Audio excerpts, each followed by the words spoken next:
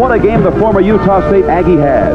The Gold scored their most points ever, blasting Los Angeles 51-0. In a little more than 3 quarters, Galliano burned the Express for nearly 300 yards through the air, and Bob bombed the LA secondary for 4 TDs, 3 to his favorite receiver, Leonard Harris.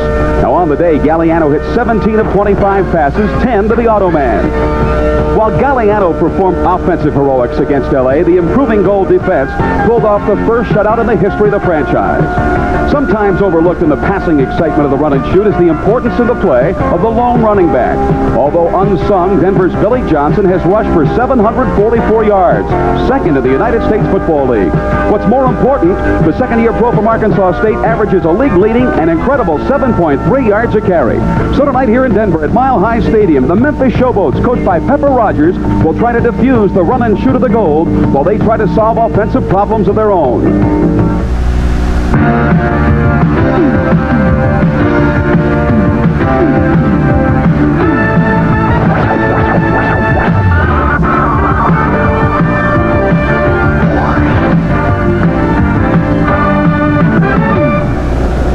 On a very cold, raw night in Denver, the Gold tied for the lead in the West, along with the league's other run-and-shoot team, the Houston Gamblers, going against the Showboats of Memphis, who are still very much in the playoff hunt. Hi, everybody. Fred Matfer here at Mile High Stadium. The Memphis Showboats come into Denver with a quarterback controversy. Walter Lewis, the #1 rated quarterback in the USFL, has been set down. He's been replaced by Mike Kelly, who's performed capably in relief. Why the change? We asked Pepper Rogers. At this particular stage of the game, the throwing becomes so much more important maybe than the athletic ability that Walter has. Walter is a great thrower, a great runner, and a thrower, and we feel that Mike Kelly has a little more experience up on the center as a thrower, and I just want to get a little better passing in the football game and possibly open up the running game a little bit. But I don't know, Walter's had a great year so far as statistics are concerned, but when you lose 5 of your last 6 football games by very close scores, you have to look at yourself very carefully and see what you can do maybe to help your team. Marv Levy, you've coached high school, you've coached college, you've coached Canadian Football League, National Football League, United States Football League. You've been second-guessed often. Now I'm going to give you an opportunity. If you were coaching the Memphis Showboats, would you have made the quarterbacking change? Well, Fred, if I were the coach, I don't believe I would have made that change. Walter Lewis has performed too well. He's a top-rated passer in the league. He's their #1 rusher as well, thrown very few interceptions. Nevertheless, I'm not the coach. Pepper is, and he has very sound reasons for making the switch. He feels that they haven't scored enough, and they've been losing games, and he has to change the tempo. You change the tempo by putting in a new quarterback. Kelly's performed well when he's been in there. Beyond that, Denver blitzes a great deal. Kelly handles the blitz very well. Marv, here in Denver, the run-and-shoot offense has overshadowed the defensive play of the Gold. However, that Gold defense is coming on strong. Very much so. People are very much enamored with the mystique of the run-and-shoot. Nevertheless, Denver has begun to play so much better since their defense has begun to play better. They're 3rd ranked in the USFL overall, and during the past 5 weeks are probably the #1 performing defensive unit in the league.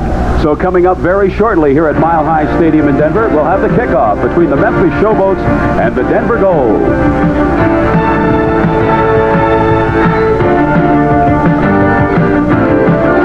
They talked about a lot of snow on the way here. However, it passed us by, thankfully. No snow for tonight's ball game, but it is cold. There he is, Pepper Rogers, Franklin Cullen Rogers, and he'll be coaching and matching wits tonight against the man across the field, Darrell Mouse Davis. 2 nicknames, 2 good coaches, and we have a good football game on tap here tonight at Mile High Stadium in Denver. To do the booting for the Denver Gold, the veteran of the Gold, Brian Spielman.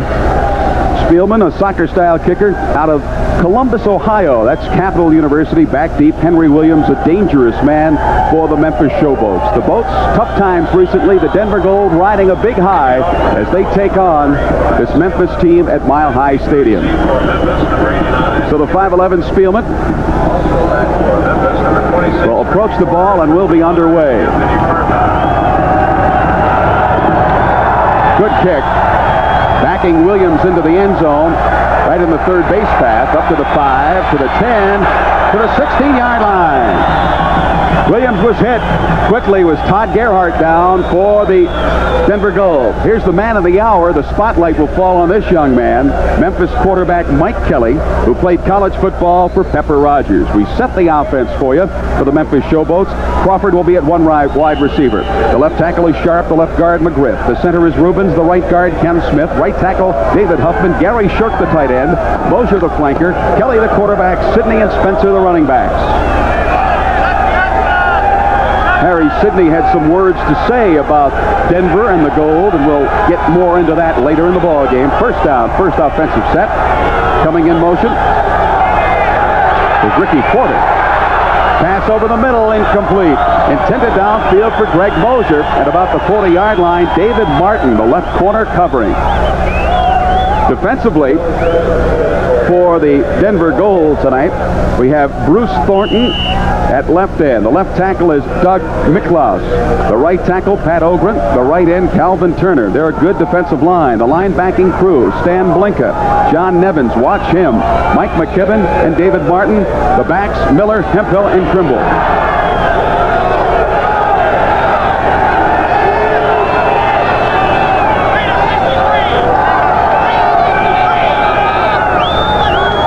Kelly to throw again. Over the middle, the pass complete this time to Greg Mosier. David Martin, the defender. Number 13, well off the receiver, Greg Mosier. Well, they've certainly come out throwing, Fred. Mosier getting up. Looked like he may have hurt his hand as he came down hard on the infield for the first down for the Memphis Showboats at the 26, call that the 31-yard line. Greg Mosier, of course, last year playing in Houston in the run and shoot under Miles Davis. And Pepper Rogers told us before the ball game that Mosier was very insightful on how to defense against the Denver Gold run and shoot. First and 10. Third straight pass over the middle. The pass is complete to the tight end, Gary Shirk. Shirk into Denver territory at the 40-yard line. Finally pulled down from behind by the right linebacker, Mike McKibben, but another first down for the Memphis Showboats. Here we see Huff dropping back, taking a quick look at the coverage off to the right side of the screen. He opens up in the middle, though. There has to be some kind of mix-up in the coverage there completely because the hook zone was wide open. Gary Shirk, a sure-handed receiver who hasn't caught a lot of balls this year, heads right up the field. It's a sizable gain. All they've done is throw so far. 10-year pro for Morehead State is Shirk. First run of the ball game, Tim Spencer to the 39, and that is it. Spencer is hit by the rough, tough rookie, John Nevins. 6 foot, 230 pounds from Cal State Fullerton. He plays very much like Sam Mills of the Baltimore Star. Here we see Nevins. It's a counter play. He's not fooled. He doesn't go the wrong way. He reads it, is able to rush off a block, and then cross-body block Spencer to the ground. Nevins plays with a bullet lodged in his leg. A couple of years ago, he's helping a friend convert a van, and somebody rode by and randomly shot at him, and it's still in his leg. They decided they couldn't move it, and they wouldn't. Just a 2-yard gain for Timmy Spencer that time. Now we have the back split. Spencer along with Sidney. Kelly, quick pop, incomplete. The pass was intended for Gary Shirk, the strong safety. Darrell Hemphill from West Texas State there to break it up.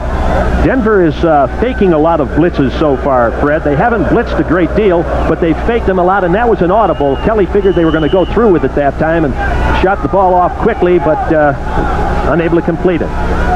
Miles Davis on the sideline, watching his defense, trying to stop the Showboats, who are under the direction tonight of Mike Kelly, replacing Walter Lewis at the helm. 12-11 to play in the first quarter. No score in the ball game. Memphis has had the ball since the opening kickoff. Again, Spencer and Sidney split. Sidney lower part of your screen in the backfield. Deep drop this time by Kelly. Fires. The pass complete. Maybe close to the first down as Darrell Hemphill was down to make the stop. The catch made by Harry Sidney. And I think there may be a measurement to see if Mr. Sidney picked up the first down. Last year, Harry Sidney was the leading rusher, the leading ball receiver for the Denver Gold. And according to Mr. Sidney, the reason why the Denver Gold drew fans here at Mile High Stadium this week in the newspapers, Harry was quoted as saying that the reason why fans have stopped coming to Denver Gold football games is because he left. And that's mighty big talking for the running back, Harry Sidney. Yes, it is. He's going to have a lot to prove on that basis tonight. Let's see if he gets the first down. It's going to be short. So it'll be a 4th down and a yard. It's a pretty long yard. One of those tough decisions coming early. It'll be at the 32-yard line of the Denver Gold. They're going to go for it, Fred. Mike Kelly came over to the bench. Pepper whispered something in his ear. He's hoping it's magic. Anthony Parker is now in the ball game, replacing Harry Sidney in the backfield. Actually, it's a good decision. It would have been a 49-yard field goal off of a little bit wet grass field. And Alan Duncan is not really having the confidence that he once had kicking those field goals. No, he doesn't.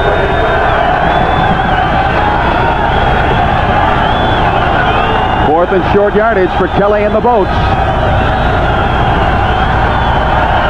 Parker with a first down and more, still driving. Finally, Steve Trimble wraps him up, but still can't tug him down to the natural surface here at Mile High Stadium, but a first down for the Memphis Showboats. Parker in the short yardage situation. We see him again now carrying the ball off the left side. Just a basic short yardage power play. A very good block by Tim Spencer, I believe, leading the way on Nevins, the middle linebacker. He's the guy you have to get. Steve Trimble, their #1 tackler, the free safety, makes the tackle. He doesn't make it. Parker may go all the way. In case you're wondering about the condition of the field, the tarp was on the field till about an hour before game time. It had rained and snowed off and on today, so this Mile High Stadium turf in perfect condition. On the first down, Kelly a long count. Rolling. Downfield lob, the pass complete to Mark Rao, the tight end. And Rao deep into territory inside the 5-yard line. We may have a flag back at the 25-yard line. Nate Miller, the right corner, was defending against Mark Rao, the fine receiving tight end of Memphis. They had 2 tight ends in the game. An illegal receiver downfield on the offense, number 51. He lost the down penalty. 2nd down. Center Larry Rubens was the man pointed out as being downfield illegally. It was an even man line, meaning no one was on Rubens' nose. He probably took a step at the middle linebacker to try and draw him forward. But they not only lose a game to the 1-yard line, they get the penalty and loss of down. Tremendously costly penalty there. In terms of yardage alone, it's something like a 38-yard loss plus a loss of down. Marv, we talked an awful lot before this ball game about Memphis wanting to control the football, and so far they've had the football the entire first quarter. We have 10 and a half minutes to play in the first quarter. They're controlling it, but in an untypical Memphis fashion, showing that they're going to pass the ball with Mike Kelly. Kelly, who played his college football at Georgia Tech under his pro coach, Pepper Rogers. Takes the handoff, whistles again, flags all over the place once again.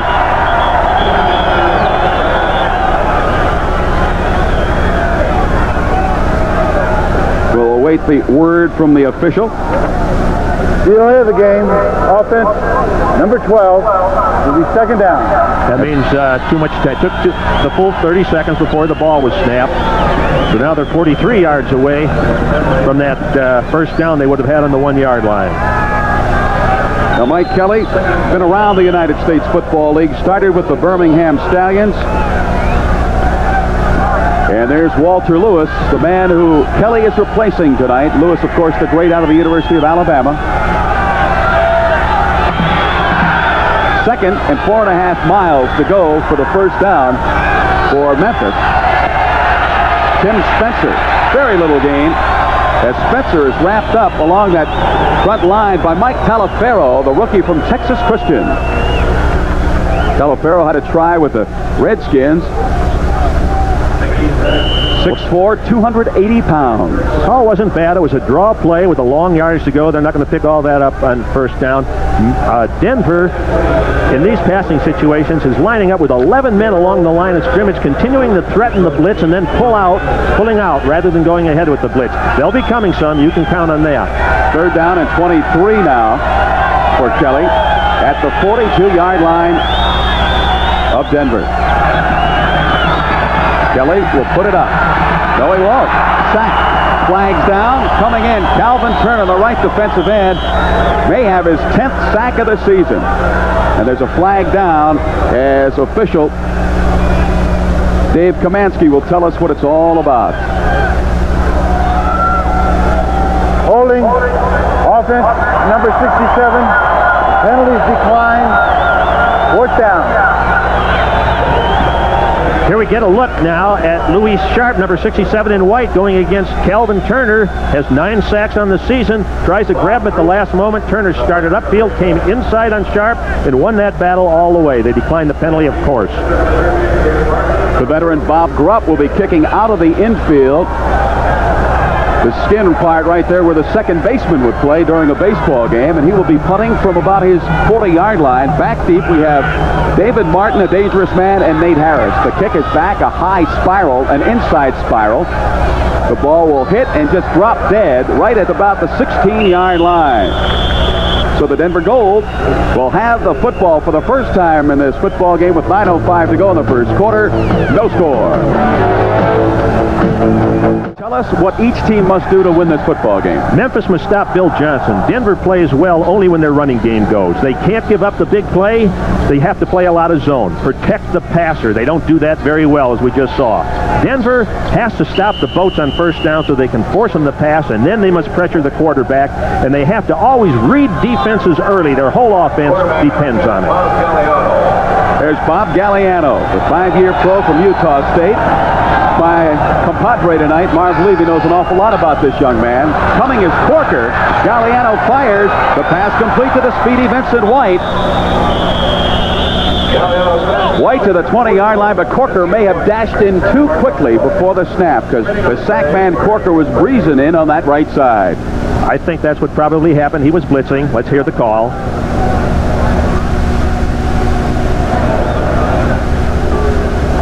Official here is getting information from the captain.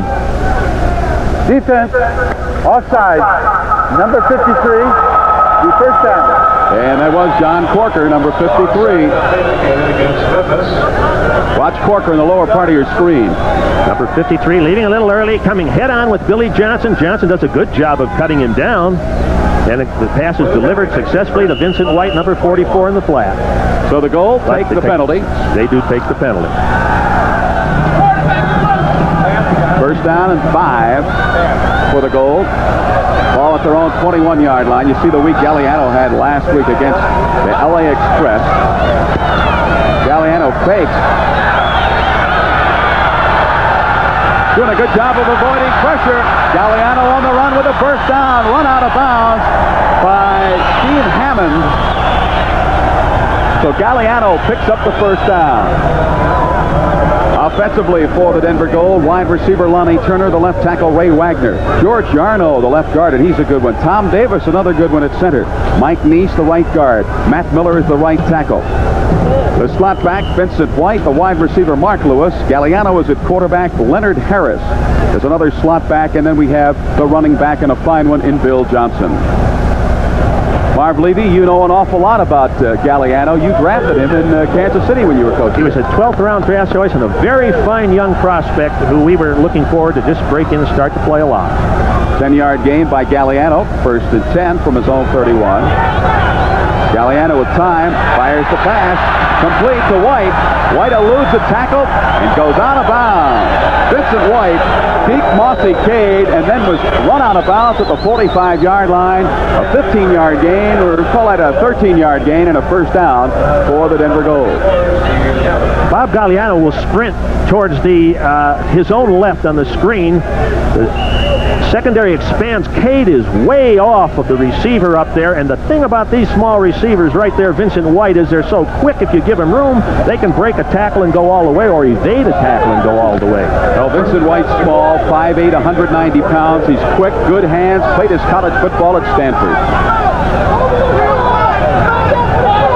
First and 10 for Galliano from his own 44. That's Harris in motion. Johnson with his first carry. He is nailed. Billy Johnson was stopped immediately. Coming up with a tackle, Calvin Clark for the Memphis Showboats. Calvin Clark, a fine defensive end. He is on the right side for the Memphis Showboats. On the left side, John Banasak, the veteran. Reggie White is over the tackle, the nose tackle tonight. Linebackers, Corker, Hammond, Coakley, and Rose. The quarterbacks are Leonard Coleman, Mossy Cade. Strong safety is Barney Bussey, and starting tonight at free safety is Timmy Fox, but look for the newly acquired Don Besselou to be in there very shortly. Automan Harris in motion to the bottom of your screen. Galliano, plenty of time, lost the pass. The ball complete to Leonard Harris, who had 10 catches and 188 yards last week against Los Angeles. Fairly short game for Harris, who played his college football at Texas Tech. Fred, it might not look it, but right now, Memphis is doing what they want to do. They want to stop the running game. Here we get a look at Harris. Coming down, just loafing off the ball. The defense had sagged the other way with the Galliano sprint, but they converge quickly, hold everything to a short gain, and figure eventually a ball will go off the fingertips, or there'll be a sack or be an interception. Don't give up the big play. That's the way they're proceeding. No score in the football game. 6:41 to play in the first quarter. 3rd and 7 for Denver from their own 47. To the air goes Galliano. Downfield, the pass caught by Automan Harris. And a flag is back at the 46-yard line of the Denver Gold. The play may be coming back. Harris went down to the 15. Harris caught 3 touchdown passes as he riddled that Express defense last week. I believe Carlton Rose had came across the line early. Just defense, number 53, offside, penalty decline. First down. John Corker again. It was Corker playing on the defensive left side. They shuffle him around a bit. Normally he's on the defensive right. Here we get another look at the pass play. Start motion one way and come back. Galliano sprinting very slight to his right. Finds no one at his left on the backside. Splits the zone. Wide open Leonard Harris. And it's a 1st and 10. For the Denver Gold at the 15-yard line of Memphis. Still scoreless here at Mile High Stadium on a very chilly night. In motion is Joe Stiegel. The handoff to Johnson. Johnson stutter steps at the 15-yard line, then drives forward to about the 12, and he is stopped there by a number of the Memphis Showboats. Carlton Rose, the outside linebacker, leading the tacklers. Also getting help from several members of his Memphis Showboat teammates. Well, we said don't give up the big play, and they certainly did to Leonard Harris. Had he not fallen down on that infield, Fred, he probably would have gone all the way and taken it in. A gain of 3. Stiegel in motion to the near side. Galliano on the roll. Fires downfield. Incomplete. Nobody there. Fred, that was one of those situations. We hear that the Denver receivers have 7 options on every down, that Galliano and the wide receiver read each other differently. The receiver broke in on a deep hook pattern. Galliano expected him to run break out to the flag, threw it to the flag, but they weren't together on it. And quite often in this offense, it takes a while till they read the defense as well. Cade was hanging well off of the receiver. 3rd and 7 for the Gold. Still at the 12-yard line of Memphis. Still scoreless in the football game.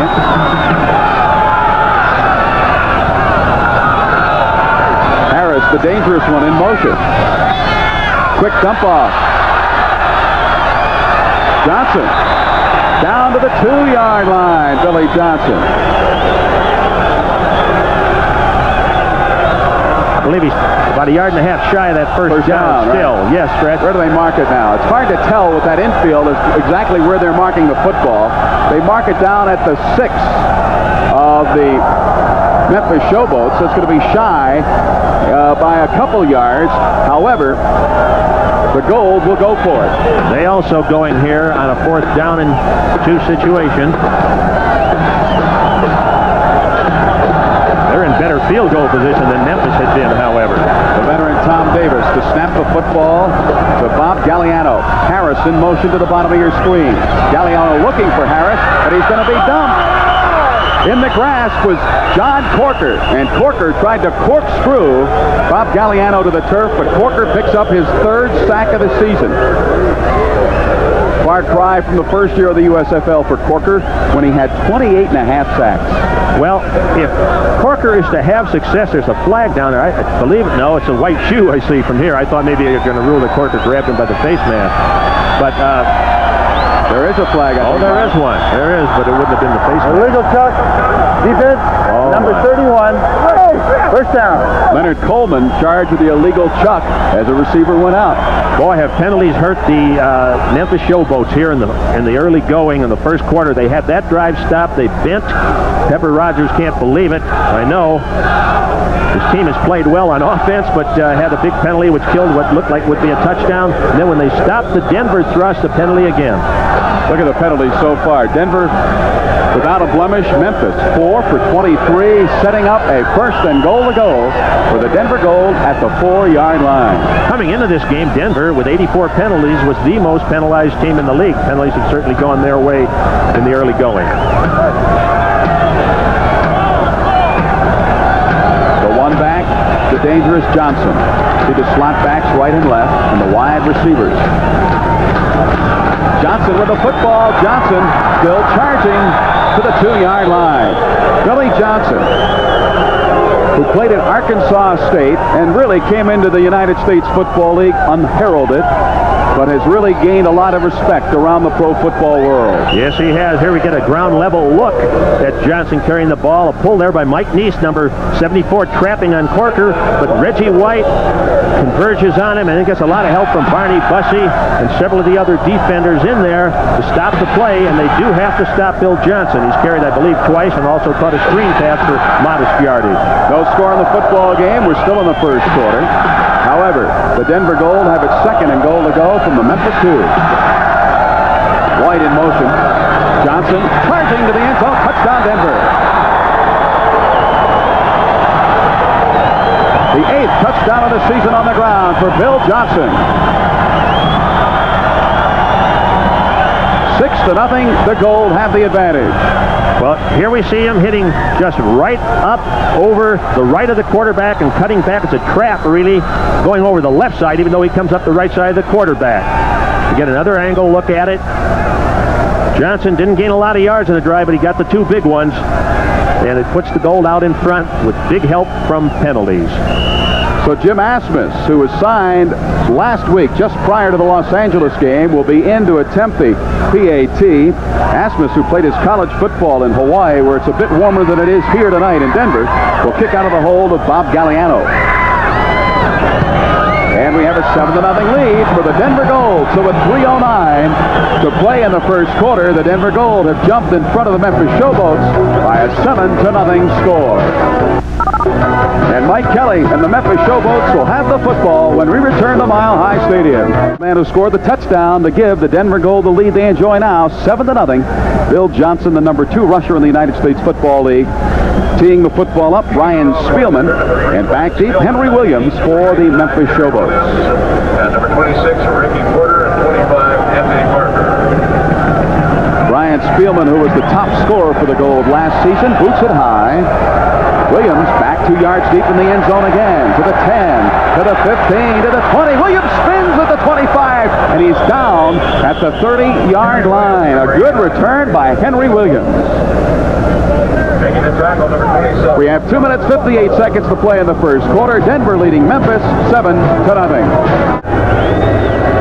Now Memphis Showboat quarterback Mike Kelly taking the place of Walter Lewis tonight. Trails 7-0. Kelly to go to the air again. Throws the pass complete to Gary Shirk, the tight end. Shirk picking up a couple of yards on the game. Darrell Hemphill making the hit. Here's a play-action pass with Kelly under a lot of pressure from John Nevins blitzing up the middle, but he delivers the ball anyway successfully to Gary Shirk again. And here we get a look at Nevins. He was in the line. He jumped out. Then he comes blitzing in again. We knew they'd begin to bring these blitzes. Gary Shirk's going to be an often gone-to receiver if they blitz a lot. Your tight end's a great outlet, and Shirk understands that element of the game well. And he gained 4 yards on the reception. Spencer and Sidney split in the backfield. Sidney, the bottom of your screen. Crawford wide to the top of your screen split. Pressure, but Kelly eludes. Over the middle, the pass caught by Harry Sidney. Sidney with a first down at the 43-yard line of Memphis. Craig Walls, the right linebacker, right on top of Harry Sidney. Walls, a 2-year pro, played his college football in the Big Ten for Indiana. They bring Walls in a lot when they anticipate pass. He's a linebacker who really is a strong safety type of fellow, the ideal nickel type of defender to come into the game. Kelly's impressed me so far the way he stood in there. Bruce Thornton had a big rush on him. He stepped up inside the rush and delivered successfully. First and 10, the ball resting at the 43 of Memphis. 7-0, the Boats trail. Harry Sidney up over the 45 to about the 47-yard line. 6-year pro Stan Blinka making the stop for the Denver Gold. Blinka cut just before the season began by the New Jersey Generals, of course, in the National Football League, a name associated with the New York Jets. Well, they are certainly showing that they're going to pass and try to keep you honest with the run rather than the other way around, which has been the modus operandi for the Memphis Showboats up to this point in the season.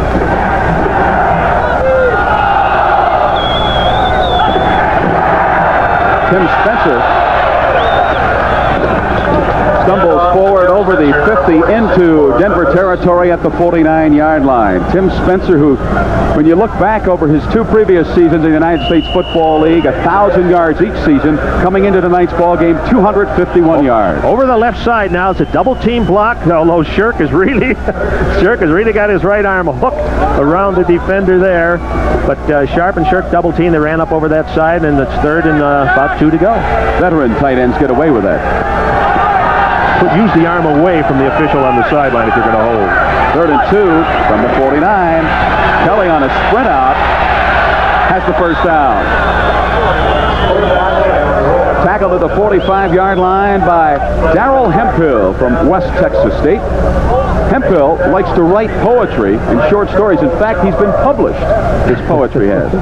Well, I think that Miles would be a lot happier as long as he makes the tackle. That's right. Pros, forget the pros. Make the tackles.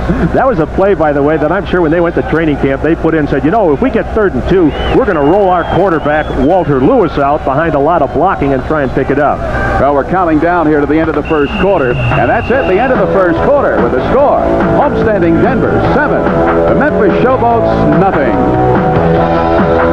Mile High Stadium in Denver. There have been storm clouds hanging low over this Mile High city for the past several days. The clouds just as ominous for the United States Football League, and we'll talk to the Denver Gold owner Doug Spenning about what will happen when the league meets Monday in Teaneck, New Jersey.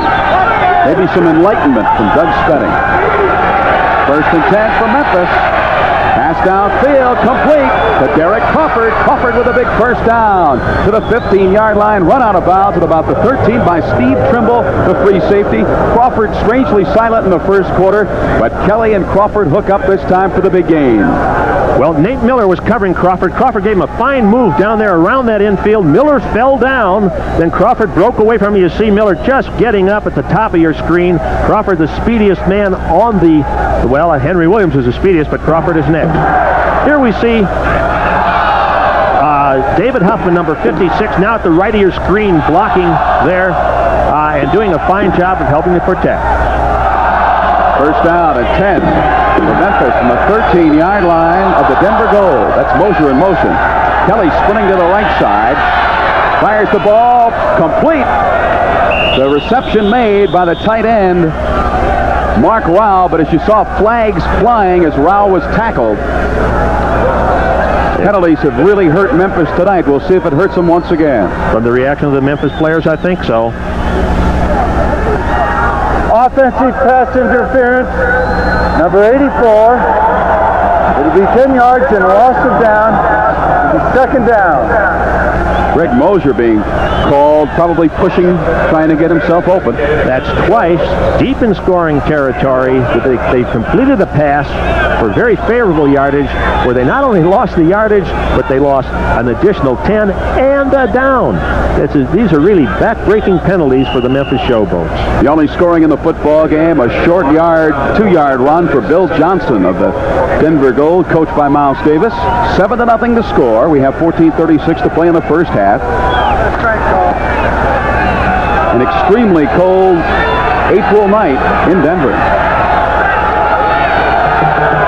2nd and 20.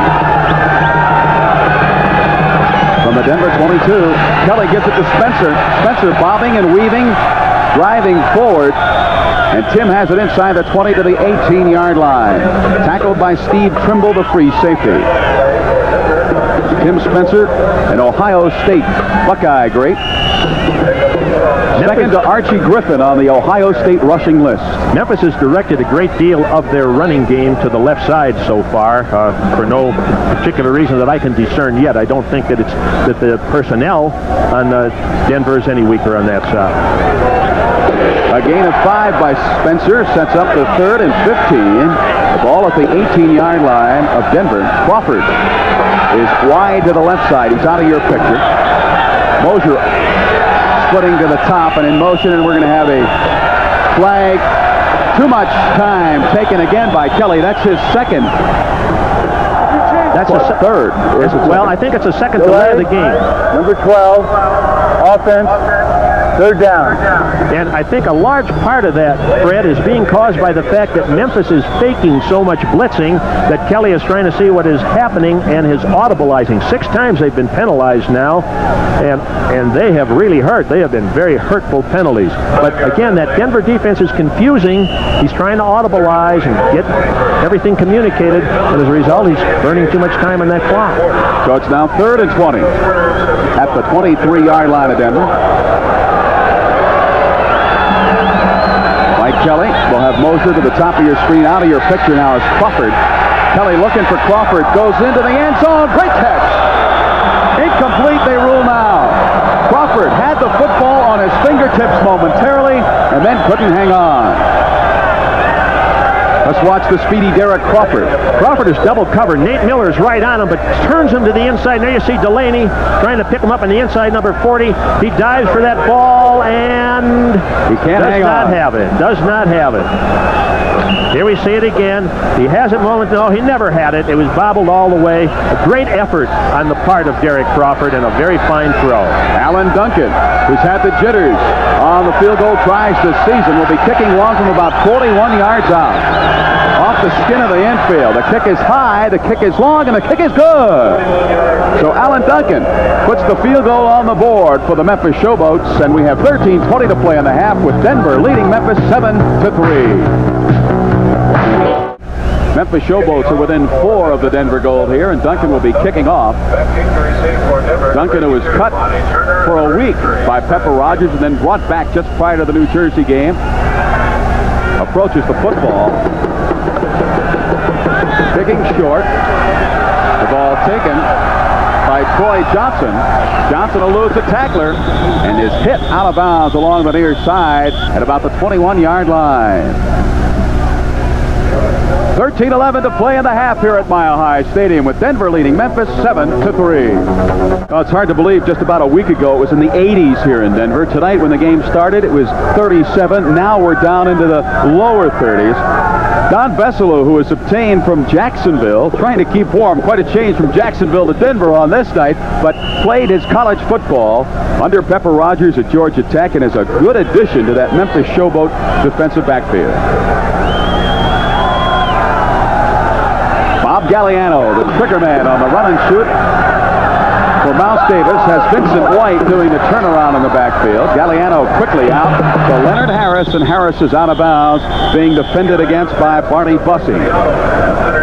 Memphis is bringing their outside linebackers a lot when action comes their way. Here we see number 91 in white, Carlton Rose, the outside linebacker, coming hard at Billy Johnson. They're going to make him work. They're going to make him pay a price. He does a good job of blocking. By blitzing like he did, he denudes that flat, and Denver is dumping the ball in the flat, but they're for short gains. Memphis is willing to give them that, figuring something will happen to kill a drive that takes so long to go the distance. Well, on the first down, they gained 6 yards on that pass from Galliano to Harris.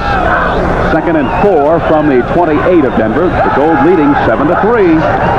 Galliano again to throw. Looks downfield. Incomplete. The pass was intended downfield. for Mark Lewis, but Leonard Coleman was there. Check that. It was Turner downfield. Lonnie Turner, the wide receiver. They are bringing those outside backers. Here we see John Corker, number 53, in the middle of your screen in the white, coming upfield again and again. Billy Johnson has to block him. Look for him to begin to slip Johnson by those backers and hit him on that short screen pass that they run so well. John Corker played his college football at Oklahoma State under his old coach at Michigan, Jim Stanley. Darrell Mouse Davis. They call him the father of the run and shoot, but Marv Levy tells me there's another gentleman who came up with the run and shoot offense, and we'll talk about that shortly. 3rd and 4 from the 28 for the Gold. Long count this time by Galliano. Over the middle, the pass complete.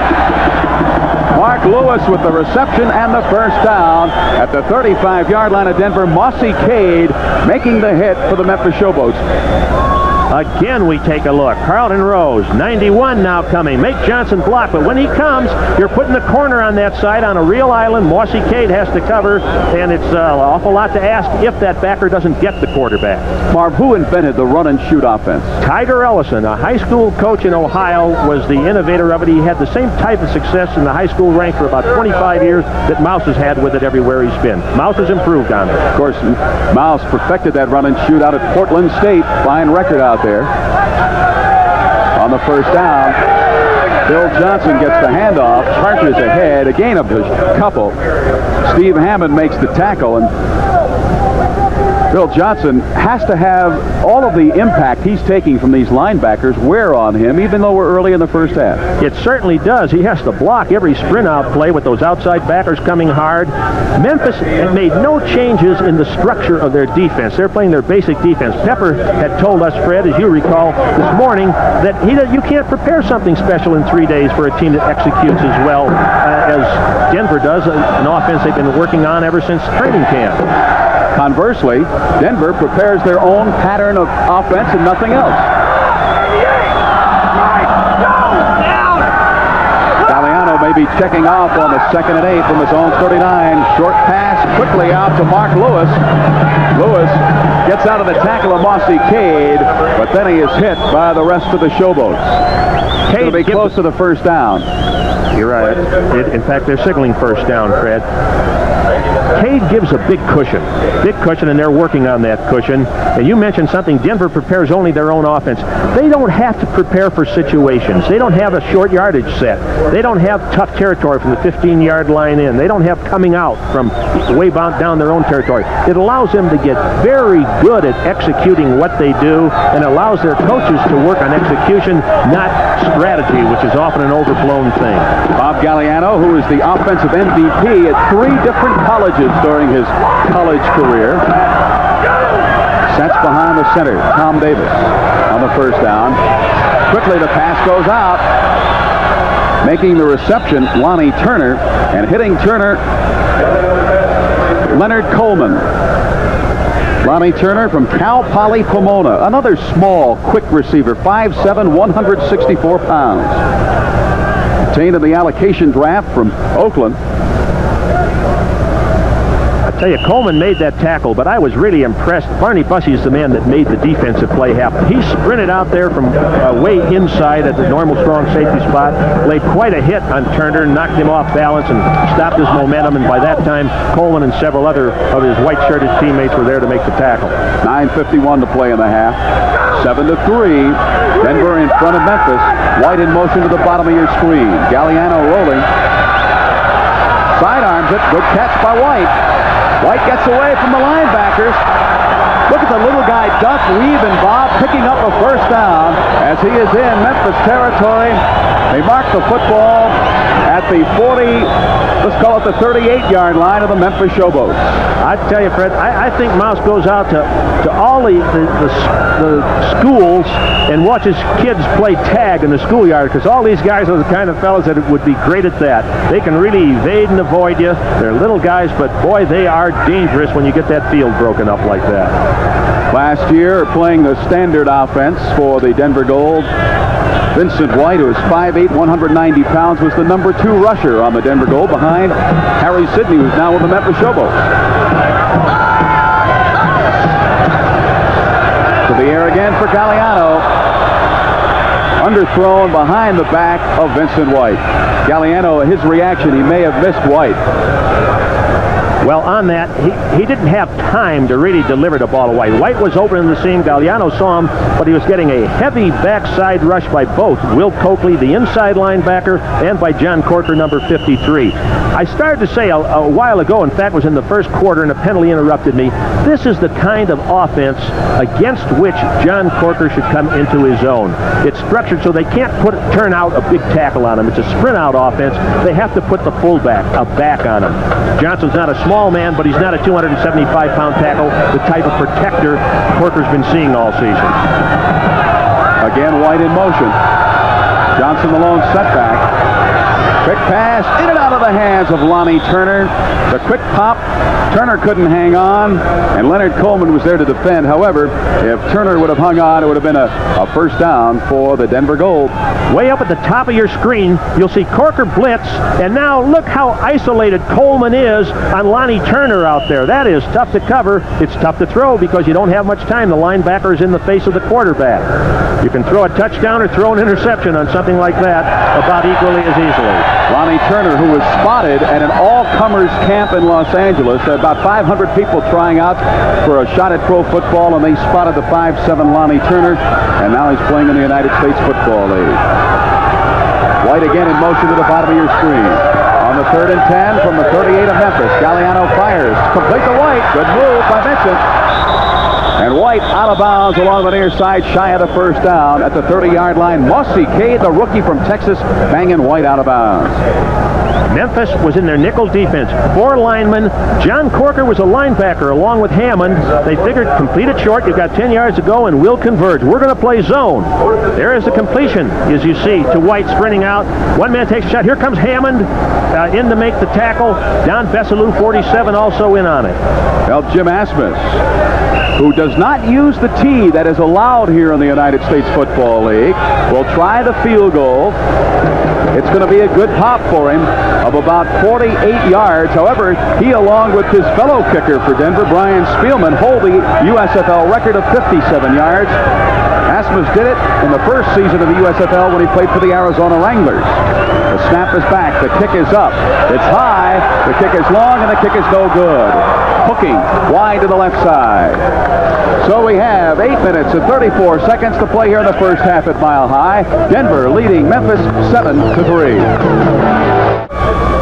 Now, last week when we covered the New Jersey Generals against this Memphis Showboats team, after the ball game, after the great performance by New Jersey running back Herschel Walker, his coach Walt Michael said he compared him to Jimmy Brown. You'll have an opportunity to see Herschel and the Generals, Doug Flutie and company, against Lee Corso's Orlando Renegades, Monday the 29th, 7 p.m. Eastern, 4 p.m. Pacific time.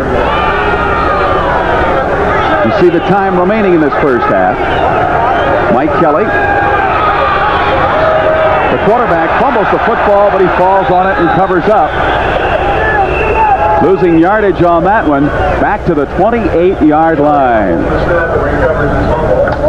Let's see what happens here. The ball, he just never had control. The ball was in the bottom part of his hand, and it just rolled out. He wisely falls on it instead of trying to do something heroic by picking it up, because it's only second down. Well, second down coming up now. They lost 4, so it's 2nd and 14.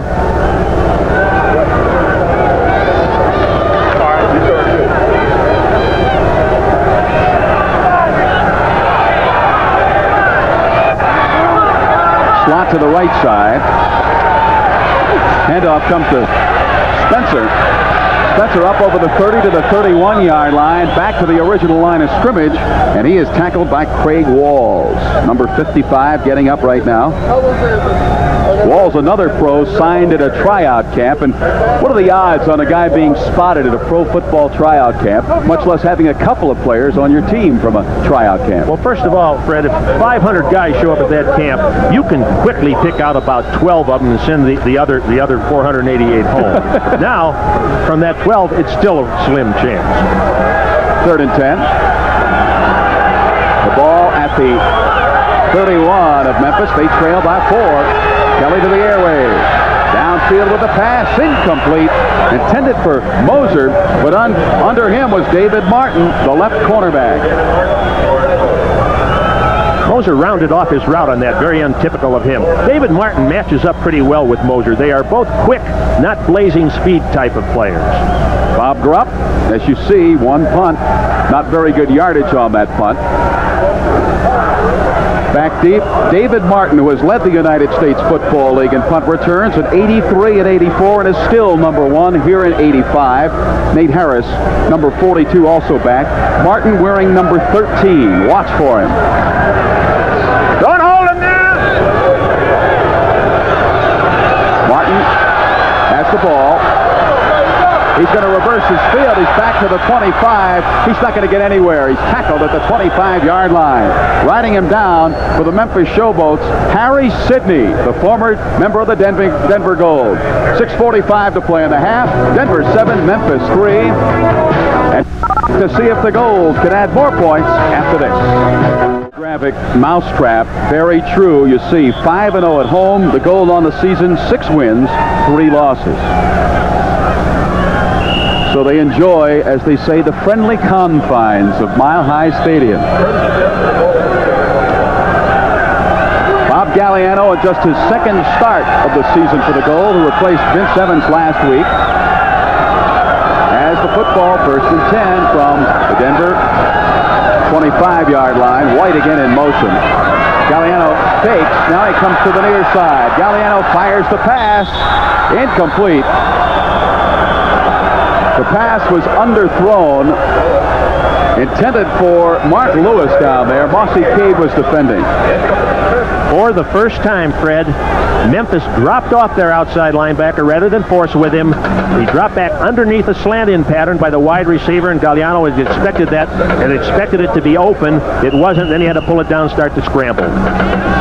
Here we see the ball thrown. It looks like it hits him, but his foot was resting on the sideline, apparently, which is why they called it incomplete. Yeah, his back was to us when he made the reception. I thought he short-hopped it, but there we had the play, and we found out why the ball was ruled incomplete. 6:37 to play in the half. 7-3. Denver with the lead again. White in motion. The lone setback is Johnson. Slipping is Galliano, and Corker is there to hit him. John Corker with his second. I think I should give him a sack on that one. Absolutely. So John Corker has doubled his production of the season in this football game. Look at his foot stagger. He's going to blitz. Here he comes. Johnson coming at him. Corker gives him a move, and Johnson slips just as Galliano slips. Corker is by and gets the sack. As I say, this is the style against which Corker can be the most effective. Now, I think John Corker would like to relive the days when he was known around the USFL as the sack man. Well, he's working on it tonight. He has 2 already. About midway through the second quarter.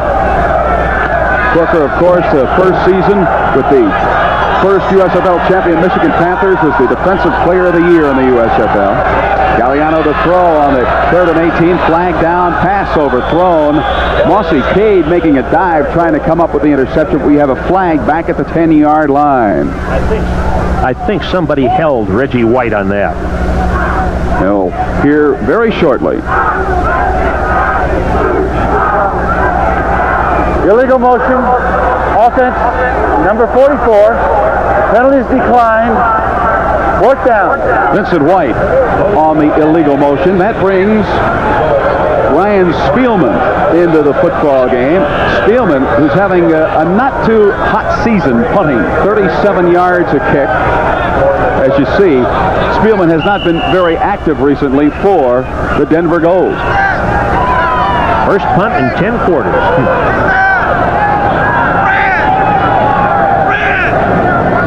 4th and 18 from the 16 of the goal. The high snap. Spielman goes for it, though. It's a bad kick.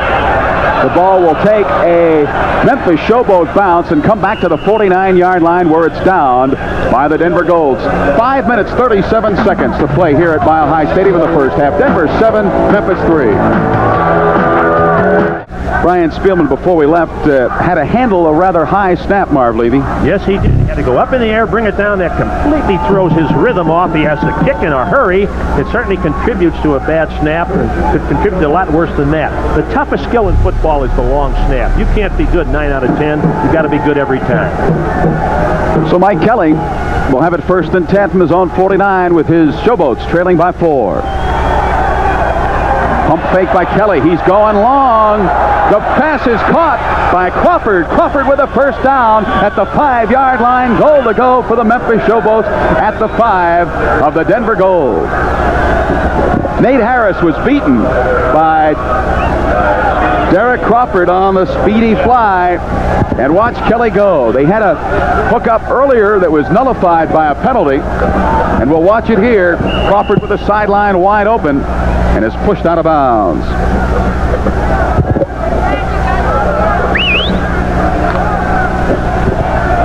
First and goal to go for the Memphis Showboats following that reception by Crawford.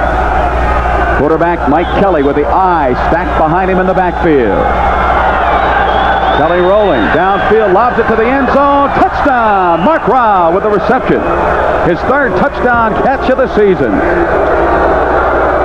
The tight end, Mark Rao, picking up that nice little lob right over the goal line. It was a perfect throw by Kelly as he sprinted out here. Rao coming into the flat off of a pickoff, going against Darrell Hemphill. The ball was just lofted over Hemphill, and it was a beautiful, beautiful catch. And the Memphis Showboats have the lead now, 9-7.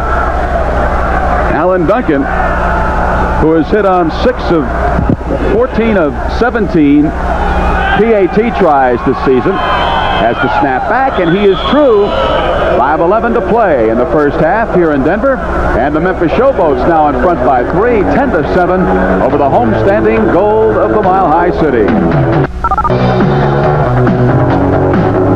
Very sparse crowd on hand at Mile High Stadium. They'd sold 17,000 tickets for this game. However, the bad weather we've had the past 2 days, keeping a lot of people home on their easy chairs watching this one on ESPN, and we have a 10-7 Memphis lead over the Denver Gold. Memphis about to kick off in the person of Alan Duncan. Boots it high, does Duncan. Taken at the goal line by Johnson. Johnson up over the 20.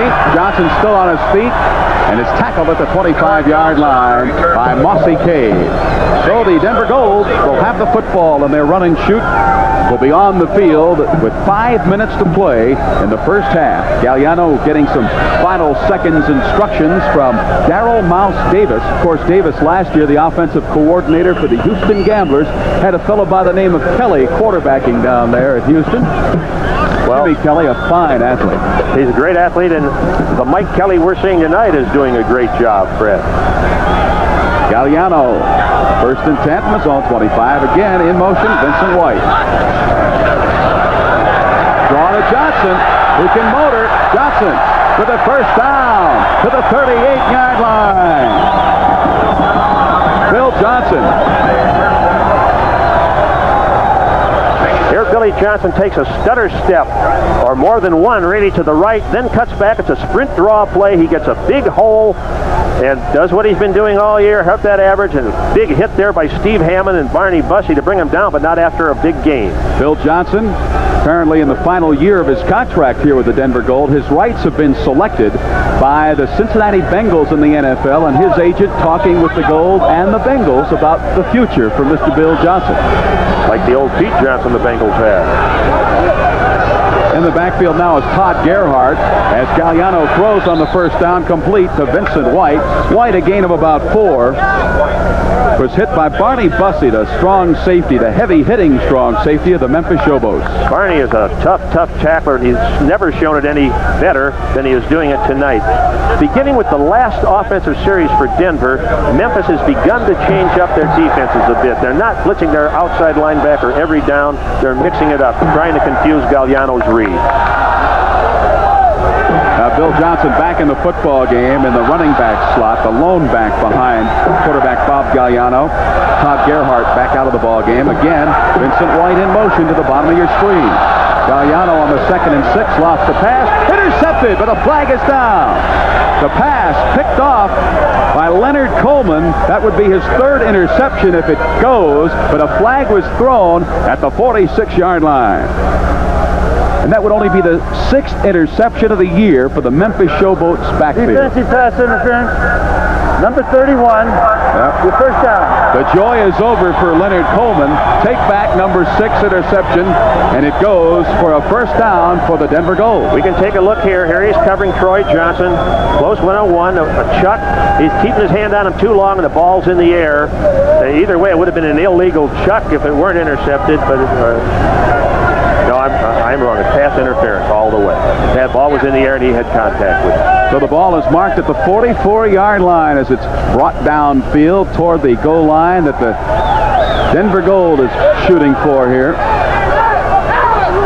First and 10, 2:56, and rolling home here in the first half at Mile High, 10-7. Memphis leading. Galliano's goal. Bob, who has the beard very much like Danny Fouts, the quarterback in San Diego, gets the snap. Throws over the middle. The pass batted down. Coming to bat the play away, Will Coakley, who is getting the start tonight.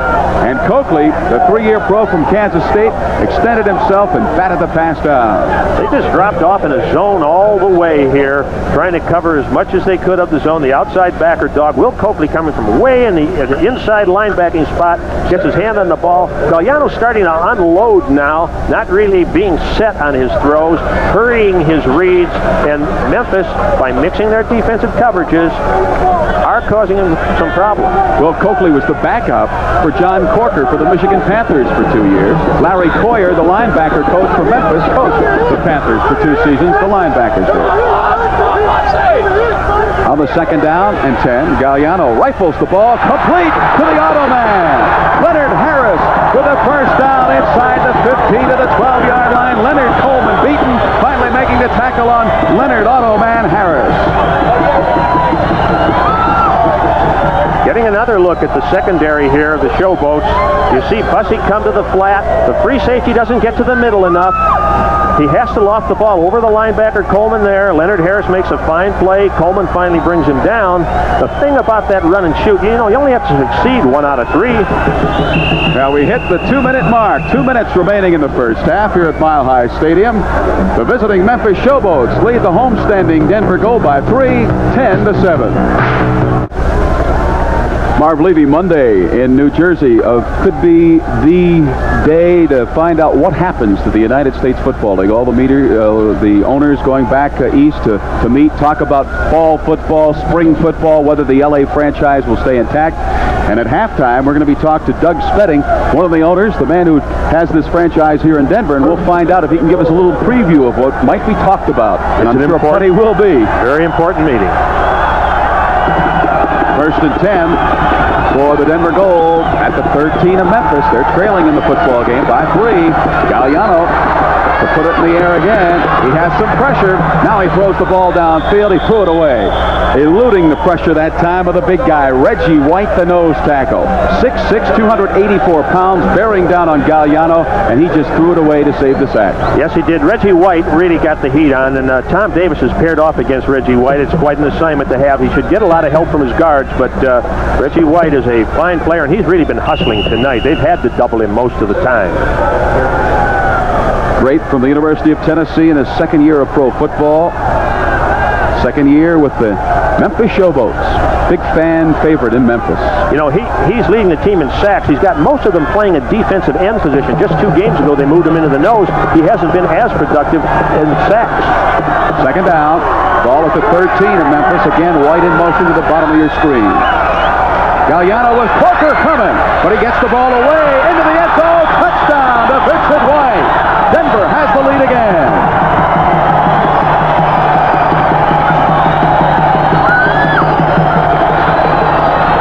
Galliano just eluding the hit by John Corker, gets the 6 points as he beat Mossy Cade, hitting Vincent White for the touchdown.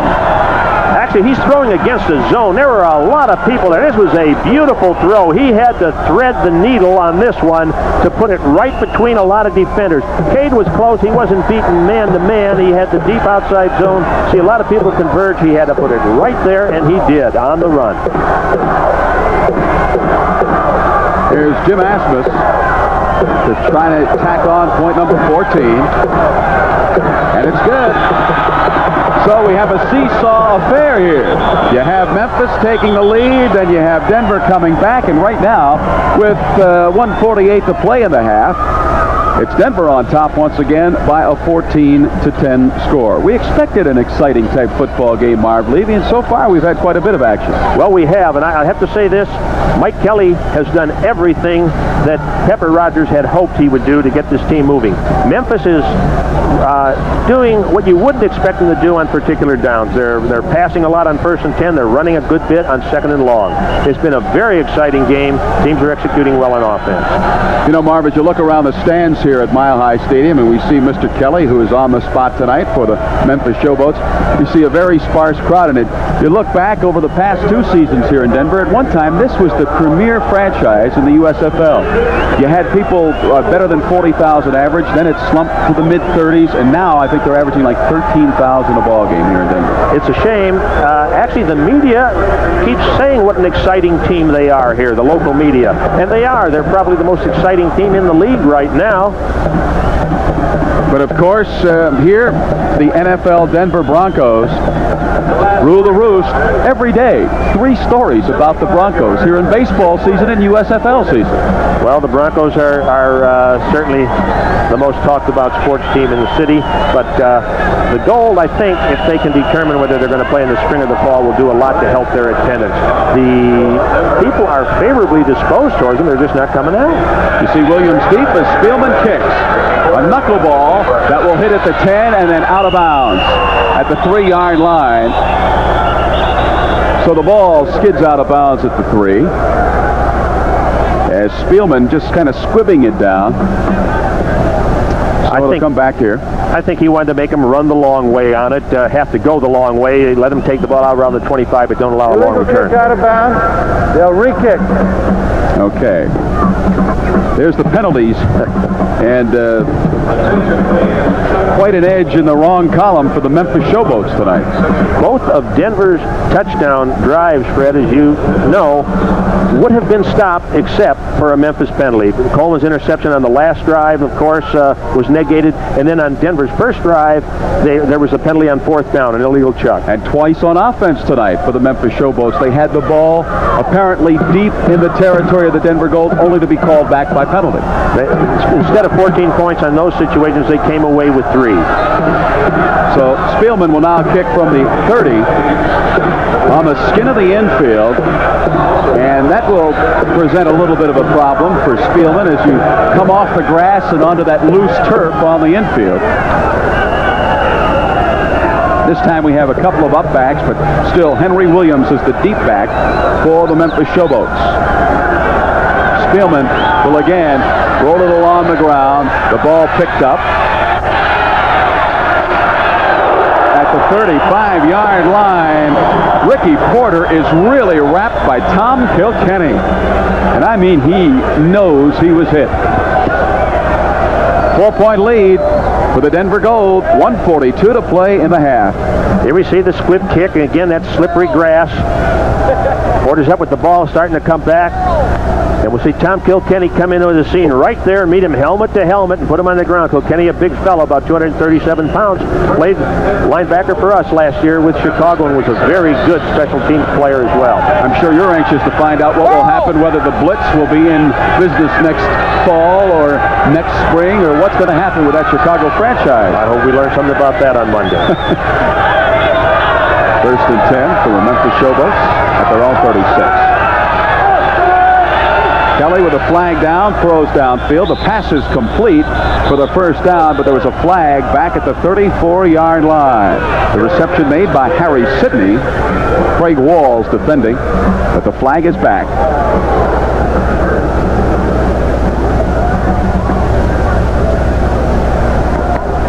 Defense, number 60, offside. It'll be a 1st down. That was Bruce Thornton, the left defensive end, who came charging Bruce across. Thornton, the defensive left end. You barely see the O on his jersey, jumping early, going against David Huffman. Thornton's been relatively quiet tonight, the league's leading sack man coming into this game. Well, the Denver Gold defense having a great time with the quarterbacks leading in sacks. 1st and 5 from the 41. Tim Spencer. Close to the first down. Spencer was tumbled down by 4 of those men in the black jerseys of the Denver Gold. The lead tackler, free safety Steve Trimble.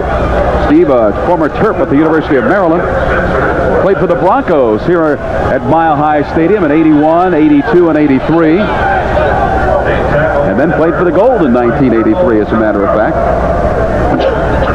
He's their leading tackler, and again, I think he got most of those early in the season when they weren't playing as good defense, and the free safeties had to make a lot. It'll be second and short yardage now for the Memphis Showboats.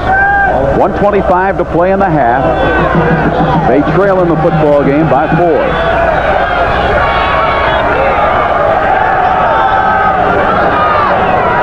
Long count by Kelly. Spencer tripped up. I do not think he has the first down. He had to get the ball beyond the 45 to close to the 46-yard line, and he couldn't do it. Calvin Turner, the right defensive end, made the hit, preventing the first down. Ken Smith, right guard number 61, is pulling the lead to play, and as the ball carrier seeks to get in behind him, he trips over Smith's foot on the play. That was Ricky Porter on the carry. I called originally Tim Spencer, but Porter carried the football and got tripped up, so it'll be third down and short yardage at the 45 of Memphis for the Showboats.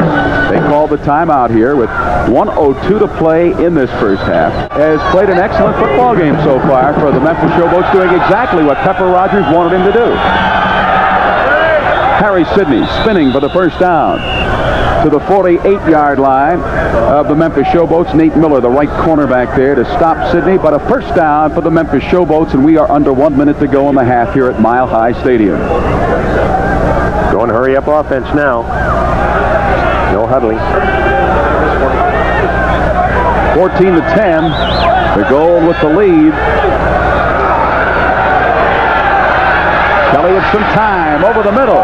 The pass complete to Moser. First down for the Memphis Showboats at the 35-yard line. And a timeout will be called by Memphis. You see Kelly running downfield, motioning for that timeout with 39 seconds to play in the half.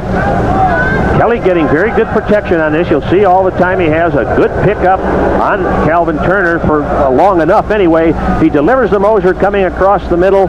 Good gain. David Martin closes on him late.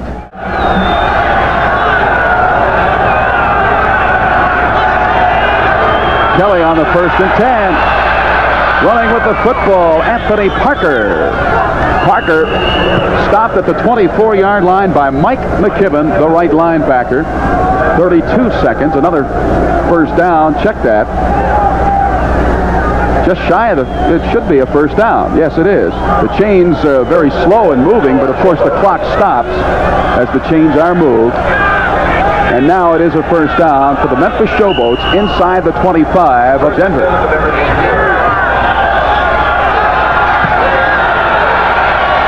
Over the middle, the pass complete to Rao. Rao backing his way over the 15 to the 14-yard line. Steve Trimble hanging all over the tight end. Another first down for the Memphis Showboats. 21 seconds to play in the half. Pepper Rogers anxious there, wanting his offense to get down to that goal line and in. Well, the big thing here, different from the National Football League, every first down stops the clock until the chains are set again. Now it's going. Kelly to throw again. Incomplete. Rao was the intended receiver, overthrown. Clock stopped on the incompletion. 14 seconds to play in the half. David Martin defending.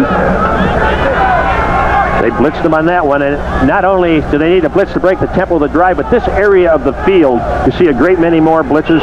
Plus, Denver is a blitzing team in passing situations, and if there's ever a passing situation, this is it. Mike Kelly, who received the nod, the first start of the season for the third-year pro from Georgia Tech over Walter Lewis, directing the offense and doing an exceptional job tonight for Memphis and their coach Pepper Rogers. We're approaching the half. Kelly gives it off.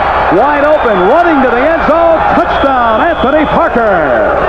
I said that was a passing situation, and you asked about the play, which is unexpected.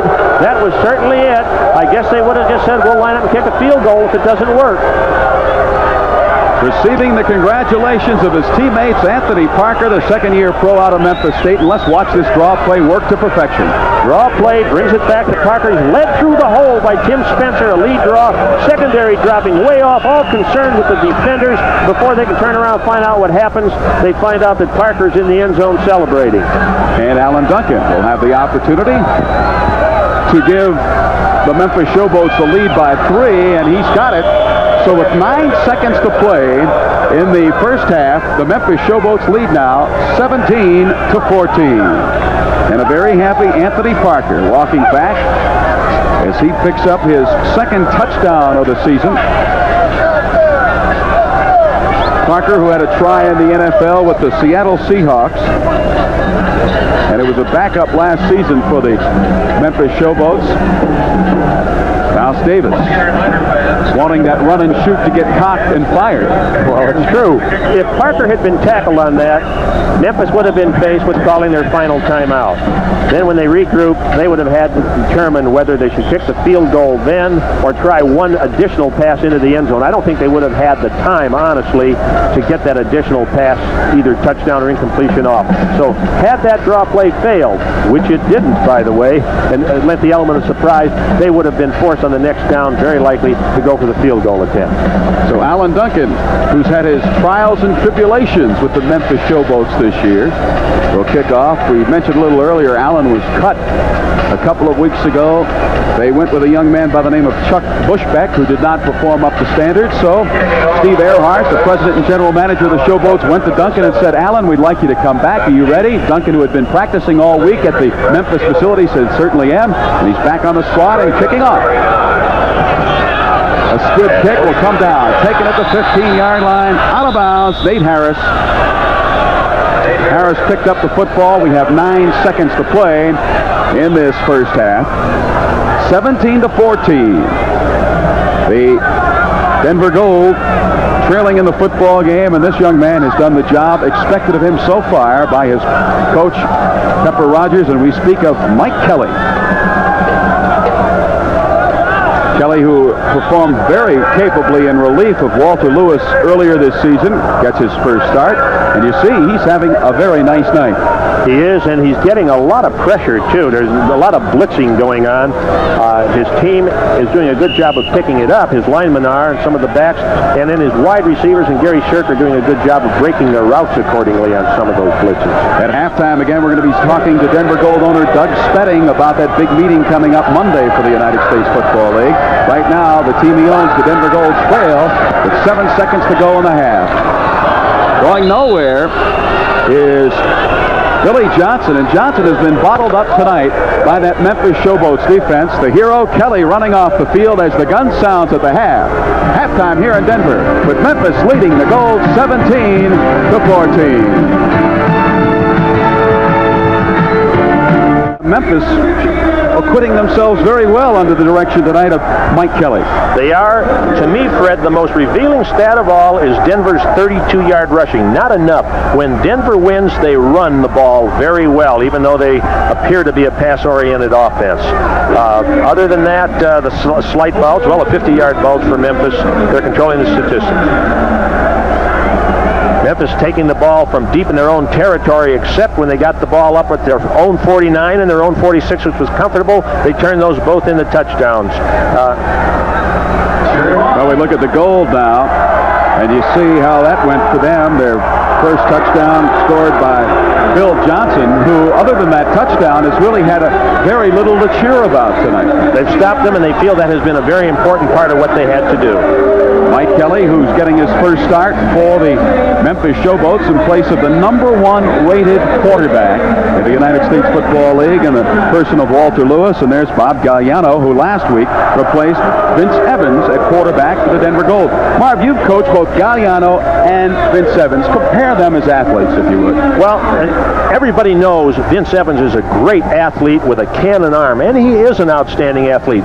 But Bob Galliano, even though he's not fleet-footed, is a superior athlete. I've seen that fellow play basketball. He was a fine baseball player, and I think he's underrated as an athlete. Now the second half about ready to kick off with Alan Duncan doing the booting for Memphis. The Showboats with a surprising 3-point lead at the half.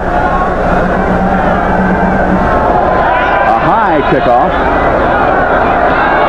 Johnson with the football on the sprint, and Johnson is spun down at the 21-yard line. The hit applied by Ricky Porter on the special teams, and Bob Galliano will direct the attack for the Denver Gold. Galliano was the offensive MVP in college at Glendale Junior College in California, U.S. International University, and where he finished up, Utah State. He also spent a spring at Southeast Louisiana before he transferred over to Utah State. Well, he saw the country while he was playing football. First and 10 for the Gold. Just underway. Second half. In motion is Automan Harris. Galliano with a quick pitch. Immediately out of bounds. Lonnie Turner. Carlton Rose, the outside linebacker, running the 5'7" Turner out of bounds. Carlton Rose played his college football under Bo Schembechler in Ann Arbor at the University of Michigan. They've turned out some great linebackers there and some great players at other positions too. Corker was blitzing again. Again, they've shown the fact that they're going to blitz one or both of those outside linebackers, probably on the basis of certain keys they have. Usually if Johnson comes their way, the outside backer's going to come. On the second down from their own 26, White is in motion to the bottom of your screen. Corker coming, blocked by Johnson. Galliano throws, almost intercepted by Don Besselou. Besselou acquired Wednesday from Jacksonville, almost picking off his first as a member of the Memphis Showboats. Galliano taking the ball here, sprinting out toward his own left side. Reed's outside, it's not there, tried to hit the slanting man. Besselou had it right in his chest. Here we see Corker again coming, and Billy Johnson again having to block him, and he's doing a good job of blocking, but we begin to wonder, has it affected his ability to be as good a runner because of the yeoman's job he's having to do blocking those big outside linebackers? Besselou played in the National Football League with Miami, St. Louis, and the Los Angeles Raiders in the Super Bowl. Third down from the 26. Long count by Galliano. Throws downfield, incomplete and intercepted. Besselou coming up with the interception for the Memphis Showboats. Now they rule incomplete. It looked like Besselou picked up the tip, but they rule incompleted pass. Let's watch. We'll get a replay look on it. See Tom Davis blocking on number 92. Pressure coming from John Banaszak. He tries to lay it in there. A fine play over the top. I believe it was Mossy K. Let's take a look here. Besselou grabs that ball. The ball. Good call. Good call by the official. I know you get tempted right there if you're Pepper Rogers to call for the red flag, but you sure don't want to waste a timeout if you're wrong at this in a close game like this. Brian Spielman to boot the ball away. The speedy Henry Williams back at the 34-yard line of Memphis. Good snap. Spielman hangs it high this time. Williams back at the 28. Williams to the 30, to the outside at the 35. Tripped up at the 35-yard line, but maintains his pace forward and out of bounds at the 40-yard line. 14 minutes and 8 seconds to play in the third quarter. Denver 17, Memphis 14. Here in frigid Denver on this Friday night in the spring. Hard to believe it's spring here in the Rockies. Snow all around us, but fortunately it eluded the mile-high city of Denver. I mean, we just have cold weather and rain during the course of the day with an occasional snow flurry, but the field is in great shape. Spencer trying to get outside. He can't do it. He was run out of bounds by Stan Blinka, the veteran. Also there, Darrell Hemphill springing out the running of Tim Spencer. Marv Levy, the defense for the Memphis Showboats, giving their offensive unit the football in pretty good field position tonight. They certainly have. They take over here on the 38-yard line.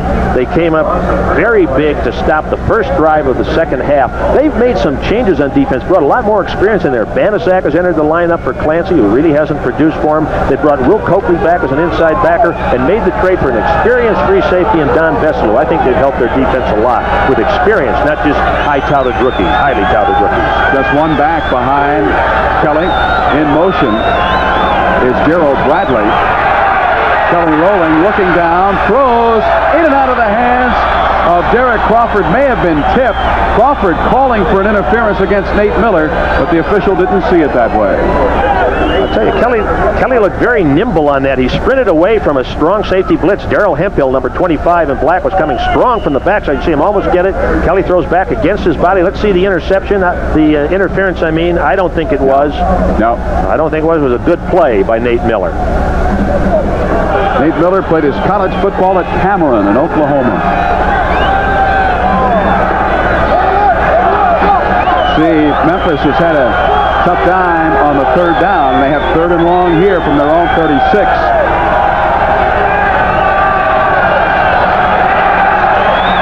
Kelly unloads downfield all by himself. Mosier with a first down. Mosier was left wide open, made the reception and out of bounds immediately at the 42-yard line of the Denver Gold. David Martin did not play the coverage called for whatever reason. He was covering the short flat. He should have had Mosier deep on it. We take a look. Martin's way up short. Mosier all alone behind him. And if the sideline hadn't been there for his momentum to carry him out of bounds, it would have been a touchdown. Greg Mosier, 6 feet, 185 pounds. Nice evening so far, 55 yards. That's Gerald Bradley slotting to the right side. Eyes stacked behind Kelly on the first down. With the football is Ricky Porter. Porter to the 25. Bulldog down at the 20-yard line by Darrell Hemphill. Another first down for the Memphis Showboats. And Ricky Porter from Slippery Rock made the big gain for the Showboats to set up the first down at the 20. It was a counter play. Here we see the 2 linemen from the offside, Huffman and Ken Smith pulling. Ken Smith will trap. Huffman will lead up through the hole. Porter does a great job here of fighting his way out of potential tackles and taking off and running, and they have made the running game go not by forcing it, but by setting it up with the threat of the pass. 13 minutes, 10 seconds to play in the third quarter here at Mile High. Memphis with the football and a 17-14 lead, 1st and 10 from the 20-yard line of the Denver Gold. Kelly fakes the draw, has some pressure, throws downfield, incomplete. Mosier overthrown. Darrell Hemphill defending on Mosier, but the ball was chucked out of bounds. Mosier was open. He put on a good move to the post and then broke back out to the flag or the sideline. It's a very difficult ball to complete, but Kelly didn't throw a good one on it. He threw it too far. He overthrew an open receiver. Marv, we had a little bit of a discussion before this football game about the altitude playing havoc with some of the receivers, etc. I noticed tonight that Memphis is shuttling their receivers more than they have in the past. Do you think that could have anything to do with it? I really don't think so. I don't think the altitude is that much of a factor as we talked before the game. I think I'm in the minority in that opinion. Yes. Kelly. Intercepted. Picked off by Nate Miller. Miller on the roll to the 25. Miller to the 30. Miller is down at about the 31-yard line. A flag down. We have a few words and punches being exchanged on the field. Well, this is going to be interesting. Huffman sort of held him down a little long. Nothing real flagrant, maybe longer than he needed to. And so Miller sort of flipped the ball in Huffman's face mask, and then the flag went in the air. Now, I don't know if the officials are going to give us one of those get-off-the-hook double penalty. To me, if you're going to penalize, I think the flagrant action came by Nate Miller in that particular instance. Nate Miller with his 2nd interception of the season. Going off the field now. Now Mouse trying to get that offense fired up. On the run back, the kicking team, a sportsmanlike penalty number 24. It will be a 15-yard penalty and first down. The kicking team. Now, which team kicked? I don't know. It's 24, too. I don't know. Maybe we're watching the wrong replay here. They faked the counter play that they ran before. Then Kelly drills the ball. He had a short receiver open, number 24, Harry Sidney. I don't know what Sidney does here. But Miller coming back, number 23. Huffman now takes him down, holds him down. Maybe they'll keep going on this to show us. Holds him down a little bit long. Oh, no, I'm wrong. He jammed him back down into the ground, and it is at that point that Miller flips the ball into his face mask. So in the replay, I saw Huffman do a little more than I had the first time I looked at him. But Nate Miller is penalized for it, number 23, rather than 24, as the official said. First and 10 for Denver, so the ball is back at their own 16. Galliano to fire. Downfield, complete. Lewis making the reception. It looked for a moment that Mossy Cade could have had the interception. However, it went off his fingers right into the outstretched and waiting hands of Mark Lewis. That was a zone on that side. Cade had the shorter zone, and he was backed up deeper by Barney Bussey. The receiver was right in the seam between them. Galliano barely laid it over. Nice catch. Nice throw. Looked like maybe Mossy got just a piece of that, possibly. It looks like he might have, but he laid it over in the seam, and the safety man, Bussey, didn't get wide enough fast enough. First down on that completion. Here's Johnson, who's trying to get untracked this evening, who's been defensed well by the Memphis Showboats. Johnson brings it to the 45-yard line, a gain of about 3 for Bill. You see, Johnson coming into the ball game with over 700 yards, 744 yards, averaging better than 7 yards a carry, and he has been stymied tonight. Yes, averaging less than 3 a carry. One of them was a 2-yard touchdown, to be fair, but still he would be averaging less than 4. Would be 8 for 23 without that. Less than 3. 11:40 to play in the third quarter here at Mile High. 17-14, Memphis in the lead. Denver with the football, 2nd and 7 from their own 45. Harris in motion. Galliano to throw. Has time, it's tipped. The pass was tipped at the line of scrimmage. Looked like Reggie White at 6'6", 284 pounds, extending his arms, got just a touch of the football, causing the incompletion. If he didn't tip it, he had in his sights Mark Lewis deep in the seam about 25 yards downfield. Here's Reggie White getting that big left hand up, as you see, batting it away. But here you see the receiver towards the left bottom of your screen, number 88. Mark Lewis was wide open, and the ball seemed to be heading his way. As the coaches tell you, when that ball's going into the air, to the linemen, keep those hands up. Especially if you're 6'7" or 6'8", it gets tough. 3rd and 7 now. At the 45 of Denver for the goal. Harris in motion. A roll to the right side. Coming, but eluding was Reggie White. Downfield with a pass, incomplete. Reggie White putting heavy pressure that time on Galliano. And Galliano missed his receiver. But thanks to Reggie White's pressure. You know, what's happening here, Memphis is blitzing their backside linebacker. As a result, Denver's having to pull out one of their guards to pick him up. That leaves the center singled on Reggie White. He can no longer help out because that guard has to come out. The guard can no longer help out. He has to come out and get that backside blitzer. Ryan Spielman will exercise his right leg. Spielman, up until a week and a half ago, did both the punting and all of the kicking for the Denver goal. Will get the ball away from his own 34. It's going to be a fake.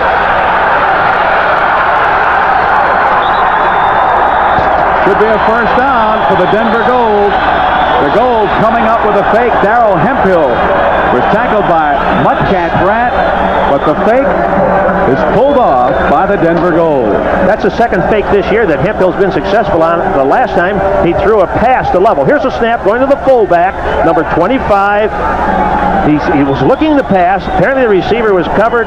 Hemphill takes off running and picks up the first down, a few yards more than that before finally being forced out of bounds. And it looks like a flag down at the 36-yard line of Memphis, Marv. I see the yellow hanky down on the field. Let's see what this call is. I have no idea. Grover Clemmer there speaking with the referee. There's double foul, 55 on the offense, 25 on the defense, dead ball foul. It'll be first down and 10. That's Dave Kamansky, the referee. That was after the play, so it means nothing. It's a first down, and no one's penalized, and we take a little time to announce a penalty, and then you go back and play. Dave Kamansky was talking with the other official, Grover Clemmer, who at one time was the world record holder in the 440-yard dash from the University of California, and I know that because I coached the Cal. I was just going to mention.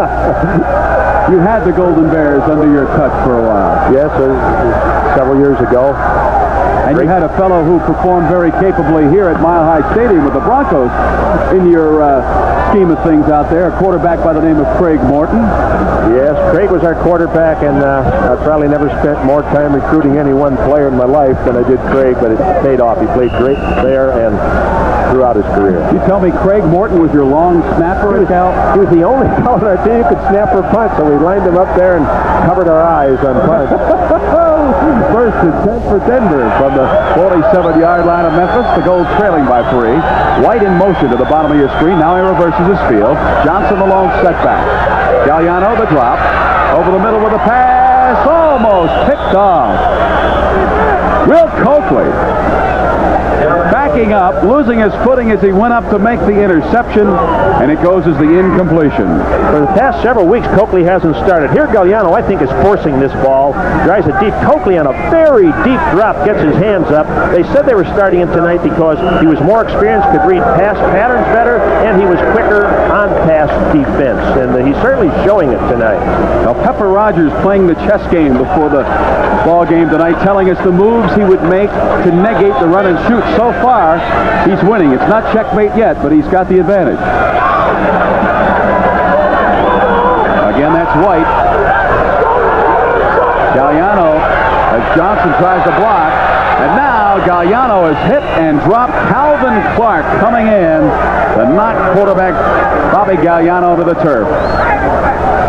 Galliano gets up quickly, but Clark dropped him for the loss. The ball is marked back into Denver territory at the 47-yard line. So it'll be 3rd and 16 now for the Gold. Calvin Clark, the third-year pro from Purdue, getting the quarterback. Look for him now to go to a 4-man line with Corker and Hammond as the linebackers. At least that's what they've been doing in this situation. They don't rush Corker in this situation. No, they haven't gone to the 4. Coakley is still in there. They have been in long yardage taking out linemen, several of their linebackers. They didn't do it this time. Again, continuing not to do the same thing. Here comes the rush. Galliano gets the blocks, throws the ball downfield. The pass is complete. First down for the Denver Gold at the 35-yard line.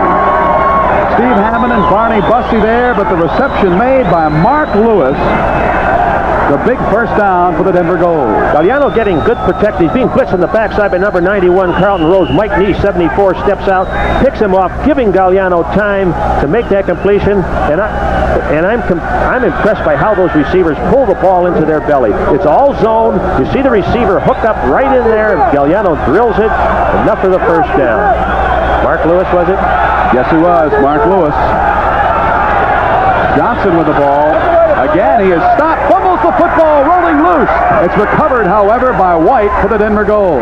There's a flag, Fred, and I think it was a face mask, but I'm not sure. Bill Johnson was met with vigor by the defensive line of the Memphis Showboats, and Johnson is still down. Billy Johnson, who had the big stats coming into the football game, is now down at the 36-yard line. The flag was dropped at that 36. Let's watch Johnson on this one, Marv. Here's Johnson. It was a delayed counter play. Somebody there grabs his face mask. Somebody else comes in, driving head into the ball to knock it free. It looked like Carlton Rose grabbed the face mask and Barney Bussey came through to knock the ball out. 9:25 to play in the third quarter. Memphis leads Denver here at Mile High 17-14. Bill Johnson just up from that hit that he sustained before we went to the commercial, and let's watch what happened to cause the injury. Here we see Johnson steaming up over that left side.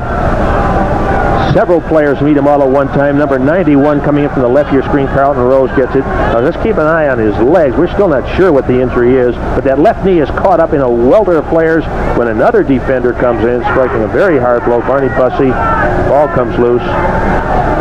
Well, Johnson got up momentarily, tried to put some weight on the leg, and then had to go back down. They're bringing the stretcher out now, and Bill Johnson will be taken off the field in the stretcher, and we hope that it's something that is not as serious as it looks at the moment. Of course, last year for Mouse Davis, when he was the offensive coordinator for the Houston Gamblers, he lost a fellow by the name of Sam Harrell, who was burning up the USFL, scoring touchdown after touchdown. He broke his leg.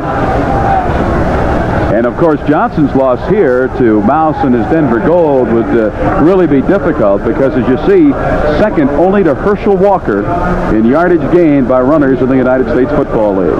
Well, you know, this is quite a blow to the Denver team, but it's a great blow to this young man. Here's a lad that struggled, didn't have an illustrious college career, all of a sudden has become the key player, a chance to really become a star in professional football. This is just a devastating injury, if it indeed is a serious one for a player like this who's fighting for his place in the sun and appears to have gotten it. He, to me, is the heart and soul, more so even than quarterback of this Denver offense. Reminds you of Don Nottingham, remember him? Yes, he does. You know, I was an assistant with the Washington Redskins when just 1 year after they drafted a back who had been primarily a blocker and a decoy in college. His name was Larry Brown, who came on to be a great running back. There's Bill Johnson. You can imagine the thoughts going through his mind at the moment. As you mentioned, Marv, there's a young man who was unheralded in college, didn't even play college football at Arkansas State his final season, for reasons he would not like to talk about. Comes to the USFL, gets this opportunity to star, is doing it, and then this happens. Let's keep our fingers crossed and hope that it's an injury that looks more serious than it actually is. Sometimes you get those scare injuries. There's pain, but not a lot of damage. We can hope that this is one of those type of situations. So we have 9:21 to go in this third quarter. The clock running again. You see the score there. The Gold with the football. First and 10 from the 35 of the Showboats. White in motion. Reverses his field. Galliano, short drop, pump. He's going downfield. The pass incomplete. Broken up at the final seconds by Barney Bussey, intended for Mark Lewis. Check that. There was Mossy Cade to break up the play. Ball's a little bit underthrown. He has a step on Cade. Here we see, coming into your picture at the bottom right, Cade getting his hand in there and knocking it away. Had the ball been thrown longer, he was losing some steam at the end of the throw. It might have been a completion for a score. Mossy Cade, the rookie from Texas, an All-America there for the Longhorns. #1 pick in the NFL by the San Diego Chargers. His rights acquired by Memphis from Oklahoma. Signed a big contract and is the starter as a rookie for the Memphis Showboats. 2nd and 10. Pressure for Galliano. He dumps it off incomplete. He was just trying to get away from the oncoming charge of the, looked like the entire defensive line and linebacking core of the Memphis Showboats. John Corker, the leader. Here, let's take a look at Doug Gerhardt here. The outside backer is coming, Carlton Rose. Gerhardt trying to block him, but Steve Hammond is also on the rush. Galliano has nowhere to go, and he just unloads it in the general direction of where Gerhardt was standing so as not to take the sack loss. Well, so far we get the word that Bill Johnson has injured his ribs, and he will miss the rest of the game, but that is all we know, and we'll keep you up to date on what the doctors say about Bill Johnson, the running back for the Denver Gold. Oh, ribs are a lot better news than knees. That's Harris in motion to the top of your screen. Gerhardt with the fake. Galliano being pressured and dumped down by Brett Williams. Williams quickly to spin Galliano down at the 48-yard line. They are blitzing. There's 4 defensive line. You see Corker, number 53, starting to blitz up the middle. Brett Williams looped to the outside. The Denver lineman got wrapped up in the stunning that was going on, and no one blocked Brett Williams as a result. There was confusion on the Denver line in that situation, which is what Denver was trying to cause with that stunt. That's Henry Williams deep as Spielman will kick out of the infield. He'll get the ball away from his own 40. Williams standing at the 10. Spielman angling the ball, but it will hit at the 5 and then go through into the end zone. It'll come out to the 20 line. The fans enjoying themselves on this cold night. Their team trailing, however, by 3, 17 to 14 here in the mile-high city of Denver. First and 10 for the Memphis Showboats at the Showboats 20-yard line. Mike Kelly, who has had his first start and done very well for Pepper Rogers' crew, lost the pass downfield, intended for Crawford, and I don't think he expected that ball because Crawford was running. The ball just zoomed over his head, incomplete. Miller defending. Well, what happened on it? Miller gave him a big cushion. Crawford was trying to put on moves, and then Miller wasn't fighting, and so Kelly didn't have much more time. He unloaded and threw it far beyond everybody. Crawford did not beat Miller. Miller wasn't fooled by his move. Second and 10. 8:16 to go, third quarter. An extended third quarter, it seems, is with the injury and the passing situations. We've had a long, long quarter number 3. That's Spencer in motion. Hand off to Harry Sidney. Sidney to the 25-yard line. Walls in on the tackle. Craig Walls, the linebacker from the right side for the Denver Gold there to stop Harry Sidney. Memphis continuing to do a lot of throwing on 1st and 10 and running on 2nd and long, and that's fine when you're fooling people with it. They're beginning to do it as a pattern almost right now. 3rd and 5 for the team coached by that man, Pepper Rogers. You see Walter Lewis, the quarterback, on the bench tonight, imparting some knowledge to his fellow quarterback, Mike Kelly. Clock rolling down.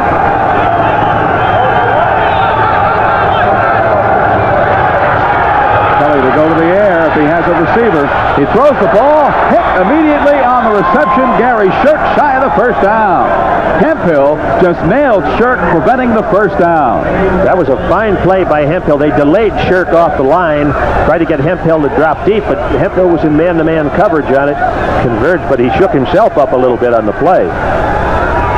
Well, Hemphill, 195 going against the 230 Shirk, and it'll be a 4th down. He was really trying to find Porter over on the left side. Hits Shirk as an outlet receiver. We see Hemphill coming in very hard from the right of the screen to drop him shy of that first down. That is a big defensive play. Well, Bob Drupp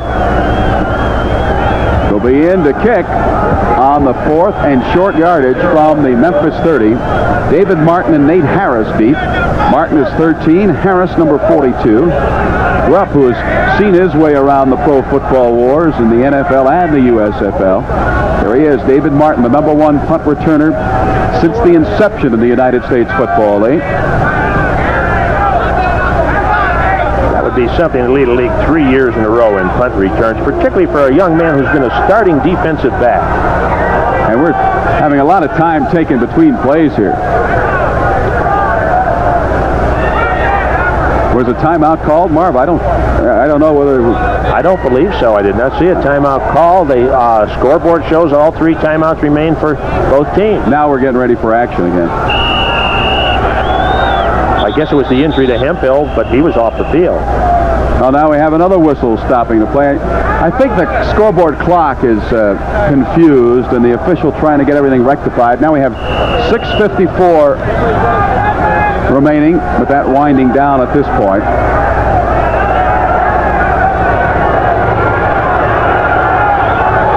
Fourth and short from their own 30 for Memphis, and Drupp will kick it. Martin takes it, trying to get outside, but Martin will not get very much beyond the 36-yard line. We have 6:32 to play in the third quarter. Memphis 17, the Gold of Denver 14. And the Denver Gold will have the football when we return. Harris in motion. Galliano is going to be wrapped up. Galliano having problems with the Memphis Showboat defensive line tonight.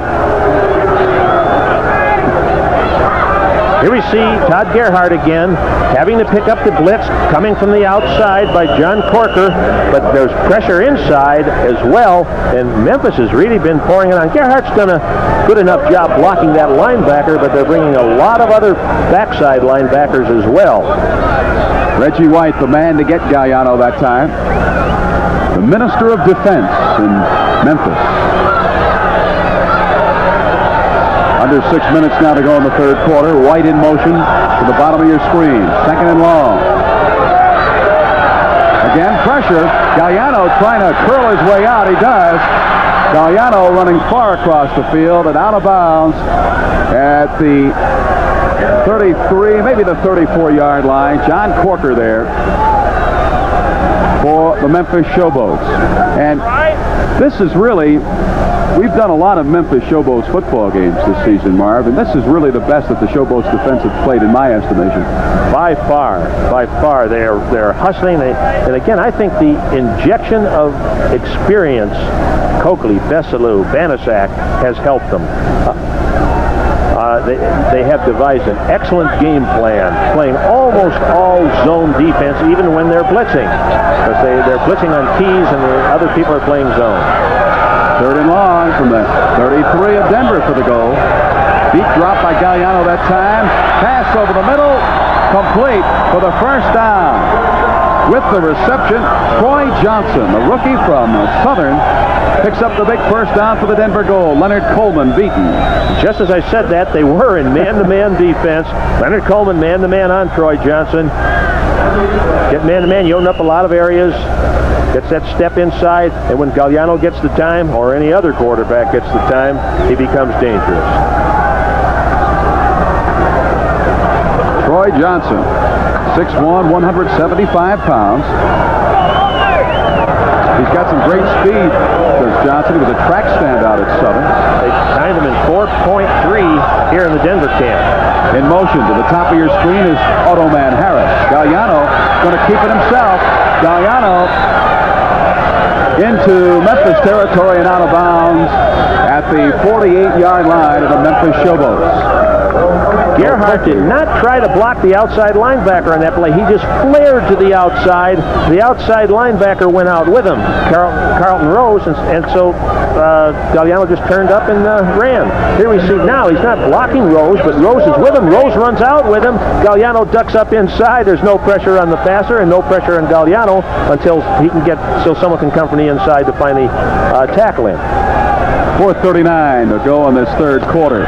It's a 17-14 Memphis lead. Memphis on the defense. The Denver goal have it at the 48-yard line of the Showboats. Second and 7. Coming from the backside was Rose. The pass complete. Nice reception going high. Lonnie Turner to pull it down at the 31-yard line. First down for the Denver goal. Bessalou defending. Get a look at the secondary here. Galliano sprinting that side. We see the outside receiver, Lonnie Turner, slanting into the zone. Coleman better get on him. He just sort of trots over. He's never been touched. He finally gets help, I believe, from Bessalou, who comes down to touch the man on the ground. I like his signal system. I like it. He yells the play out. Most guys use elaborate semaphore signals. He yells sprint left. First and 10 for Denver at the 31-yard line of Memphis. Galliano sidelining the ball downfield, incomplete. Leonard Coleman was down there. The pass was intended for the speedy Troy Johnson. That time Galliano from the side whipped it downfield, incomplete. Here's the tail end of the play. Two receivers going up for the ball, and the fight's on and broken up. Bob Galliano watching the ball sail downfield. And missed it. He looked like a bowler that didn't pick up the split that he wanted to get. Yeah, looked like Pete Weber on the lanes there.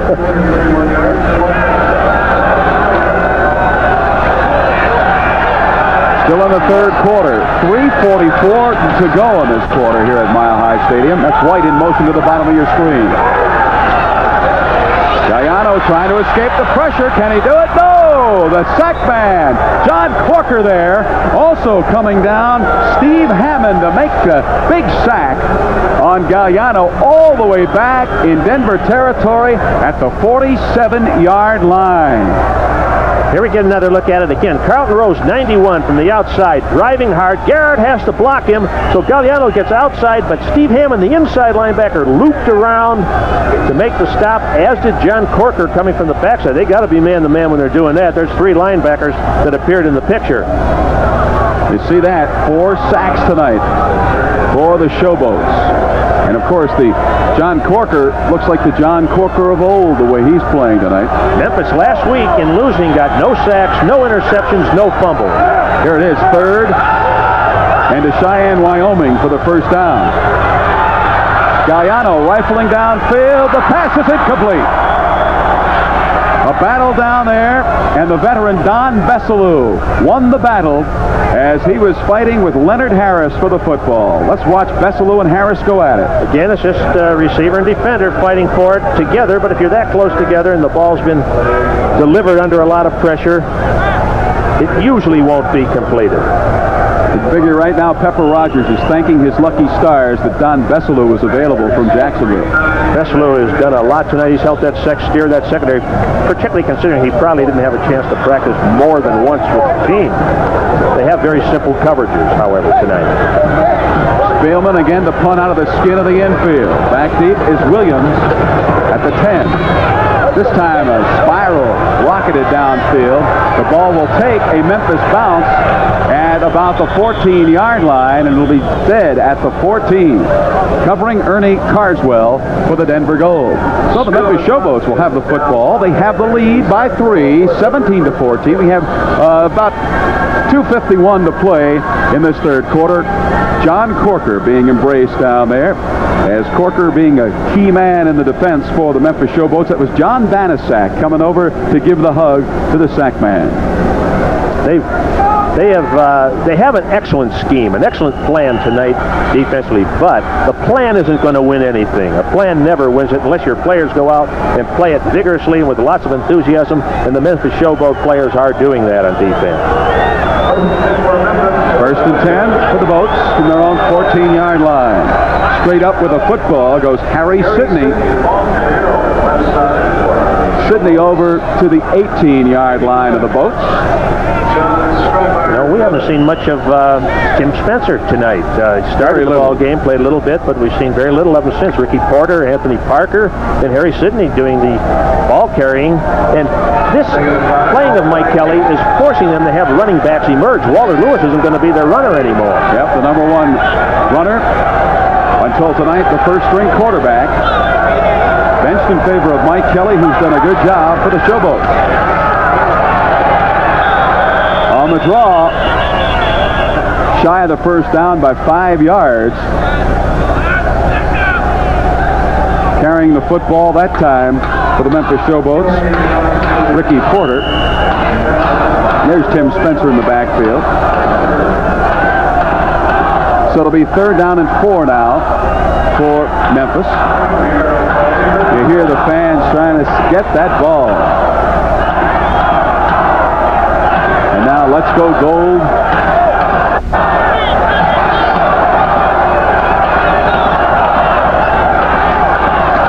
Tim Spencer with the football, shy of the first down.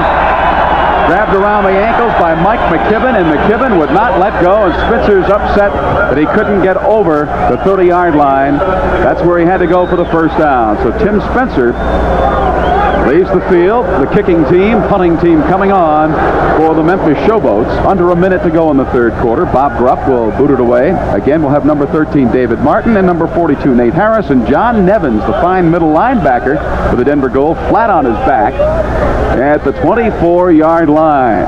Earlier in the ball game, Bill Johnson went down for the Gold. Now, Johnson, of course, a key to that offense. Now, Nevins, very active middle linebacker on his back for the Gold.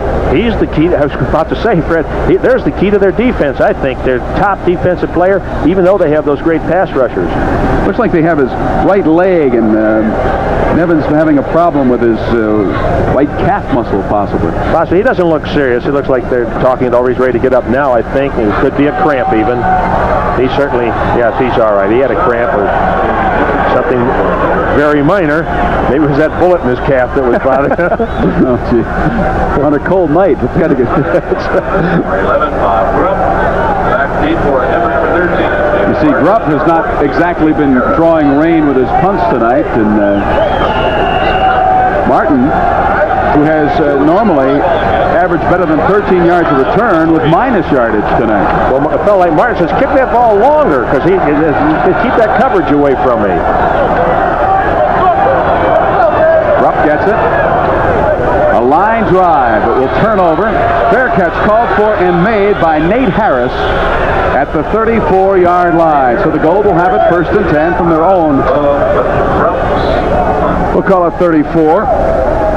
We have just seconds remaining in this third quarter, 34 seconds to be exact. And the Denver Gold and Bob Galliano will be on the field. The third quarter dominated by the Memphis Showboats defense, actually. Well, it was, except one thing I will say for Denver, twice now on 3rd down and 4, they've stopped them and forced the punt. Mike McKibben come in with a big play, a player that defense coordinator Joe Herring is very high on. 20 seconds, 19 to go in the third quarter. Harris reverses his field. Galliano with little pressure this time, lost it downfield, incomplete. Diving for the football was John Corker, and that would have been the whipped cream on top of the ice cream sundae for John Corker to pick off a pass tonight. We've seen Memphis many times this season, and this certainly is Corker's outstanding performance so far. 11 seconds to go, quarter number 3 at Mile High Stadium. Memphis leading by 3, 17-14. The Gold have the football 2nd and 10 from their own 35-yard line.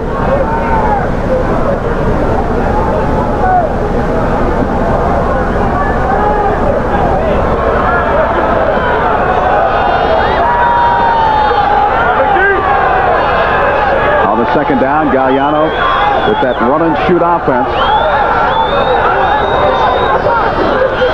Short drop. Now he's got to retreat. Some pressure coming. Galliano lofts it downfield. Complete. White with the reception. And White with the 1st down at the 45-yard line of the Memphis Showboats. And that should be the end of the third quarter. That's it. End of quarter number 3 here at Mile High Stadium. Memphis leading Denver by 3.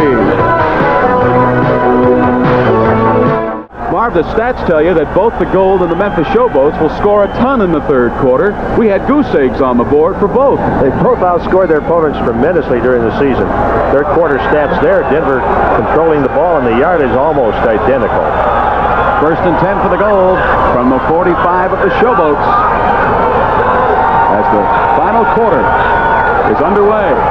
Galliano, quick pass, incomplete. Leonard Harris couldn't hang on as he picked it off the grass tops.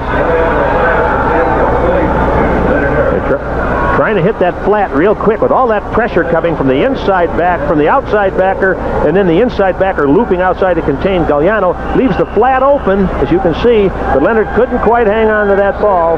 They were just relying on Bussey and Cade to close fast if he did catch it and hold it to a small game. And that was number 54, Steve Hammond, sliding over there to cover on that football just in case it was ruled a completion and a fumble.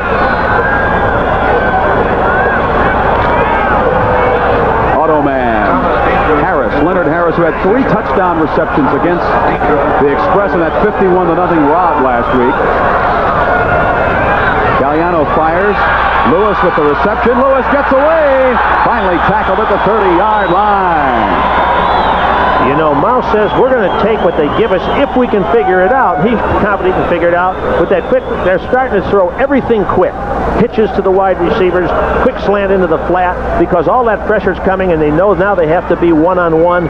Hit those quick ones. You won't gain much, but if someone misses a tackle, you'll gain a whole lot. And Mark Lewis picks up the 1st down. Lewis in college was a wide receiver, a running back, and a quarterback. His dad, Leo, played up in the CFL with Winnipeg, and his brother, Leo Jr., plays for the Minnesota Vikings. Covers a lot of positions. Oh, yes. But that's the kind of athlete who works well in the run and shoot. Absolutely. On the 1st down, Galliano to toss. Will they rule it a completion? No, incomplete. Mossy Cade was defending, but out of bounds. After trying to come up with a football, Mark Lewis. Well, the Showboats have not changed their approach. They keep coming with those linebackers now, playing much more man-to-man than they did during the first half. Bringing more than just the one outside linebacker. They seem to have forgotten, every time I say this tonight, somebody does it. They seem to have forgotten their running game. Gerhardt in there, and I do believe they're going to have that running game go if they're going to be able to function effectively. The update on Bill Johnson, the fine running back for Denver, taken to the hospital, x-rays of his ribs. Still no word on whether there's a break. We have our fingers crossed that it's nothing serious. On the 2nd and 10 from the 31, Corker's coming. Galliano unloads, incomplete. Galliano is sprinting for dear life as he could hear Mr. Corker hot on his tail. Well, we'll get a look at this man. Galliano sprinting away from him. Corker coming hard from the backside. Also the inside linebacker coming. Reggie White coming. Looked like a jailbreak there, the way those guys were pouring in. But I was surprised because the receivers were all running deep routes again. Bob Galliano had no one to throw to. He just unloaded. And John Corker went in untouched. From the backside, yes, all the inside blockers were occupied. If you're willing to bring that many rushers, you'll get one unblocked, but you don't have many people left to cover. 3rd and 10, and they've come up with a big third down play this evening, have the goal. White in motion, top of your screen. Galliano looking, throws the ball complete to Harris, shy of the first down by at least 5. This is what Denver is going to have to do against the tactics Memphis is using now. They are going to have to throw short. Well, however, it's 4th down. Here we get the look. They hit both inside backers blitz. They hit the man quickly in the flat. They're willing to give him shy of the first down, but it looks like Denver's going to go for it again. No, they're not there. No, Asmus is in the game. Asmus from the University of Hawaii, a former Rainbow Warrior, still attending school in Hawaii, and immediately following tonight's game will go back to Honolulu, pick up his belongings, and move here to Denver. I think the weather's sending him down. So, Asmus, who has kicked 157 yards in his USFL career, will try one here from about 44 yards out. He'll kick out of the hole of Galliano. The snap is back. We'll watch it. Will it go? Tie ball game.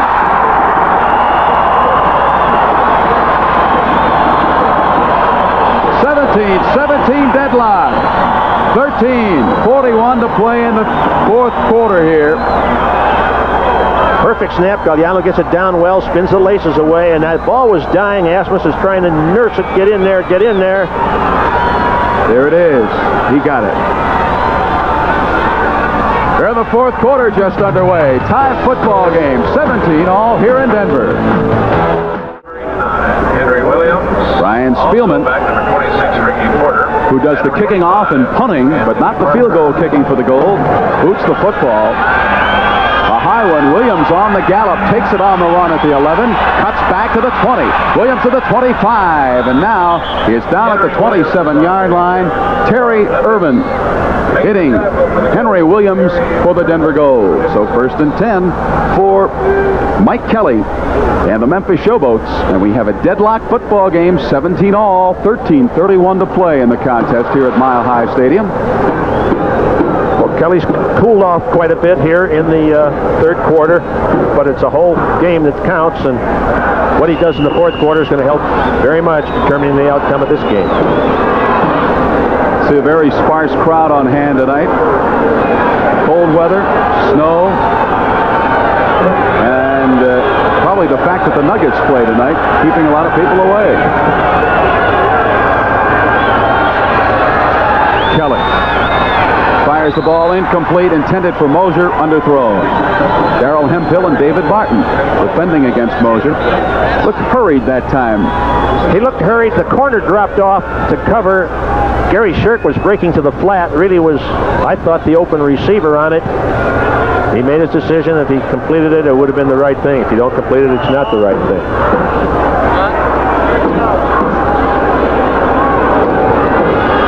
Second and 10 for Memphis.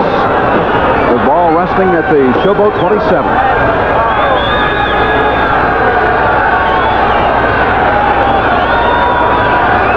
Long count by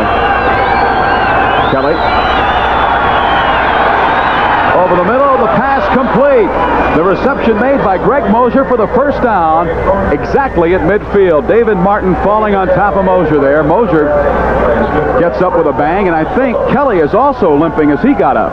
Well, he took quite a lick. You'll see here, Bruce Thornton coming in from the left of your screen, number 60 in the black. Kelly steps into the throw just as Thornton catches him in the ribs, but he follows through a very gutsy throw. Catch by Mosier, and the defender rolls over on him.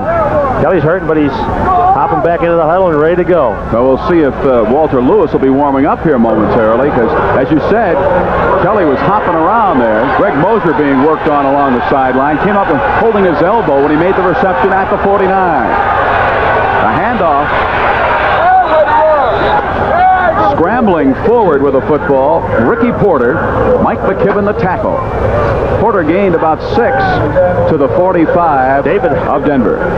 David Huffman, number 56 in white, turning Bruce Thornton to the outside. He doesn't really blow him off the ball. He jumps for inside position, feeling that Thornton likes to be an upfield rusher on passes. As a result, turns him to the outside, and Ricky Porter runs up inside him. Porter getting quite a bit of work tonight and running very well.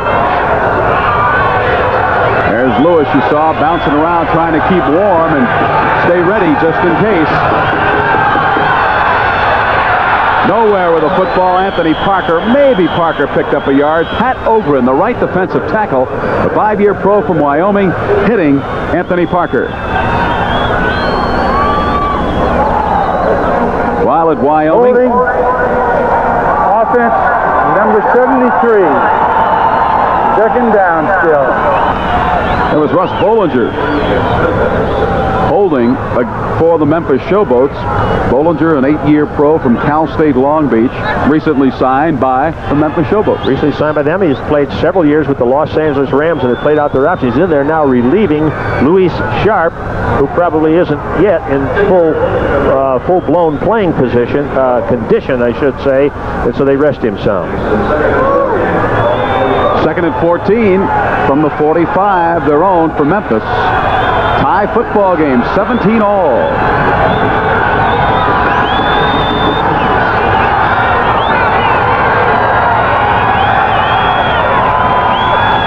Kelly to go to the air. Pressure. Kelly throws. Complete. Parker with the football. First down. Parker to the 30-yard line.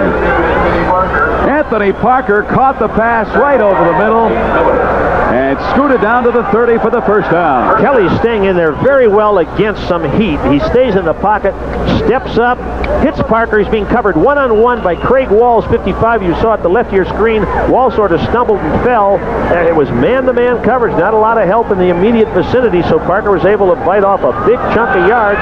And now Kelly is rallying them back down the field, right following the Denver's tying field goal. Mosier split out of your screen. Top is Derek Crawford. Action in the line. The handoff. Very little gain. You may have a offside call going against the Denver Gold as the flag is thrown. Looked like some action on the right side of the defensive line for the Gold. Offside. Defense. 5-yard penalty and first down. Several of the players jumped. There must have been a sharp command by Kelly. His voice drew them. Probably he changed his voice inflection from previous times. Well, 13 penalties tonight, reminiscent of the first year in the USFL when the officials loved to throw those flags all over the place. Well, there's no choice on that one, of course. Fred, there was an obvious offside. The fewer penalties there are in a game, the better the game is. And sometimes the officials can't control how many they are, but going nowhere, Ricky Porter tried to bounce outside, but Neil Hope, the middle linebacker, made the stop. Hope, the rookie from Southern Cal. Hope has had to step in there a bit to relieve John Nevins, but I see leaving the game now. Nevins was shaken up a little bit before. Hope was a leading tackler in college at the University of Southern California. Last year made 144 tackles for the Rose Bowl champions. 2nd and 6 for Memphis from the 26 of Denver.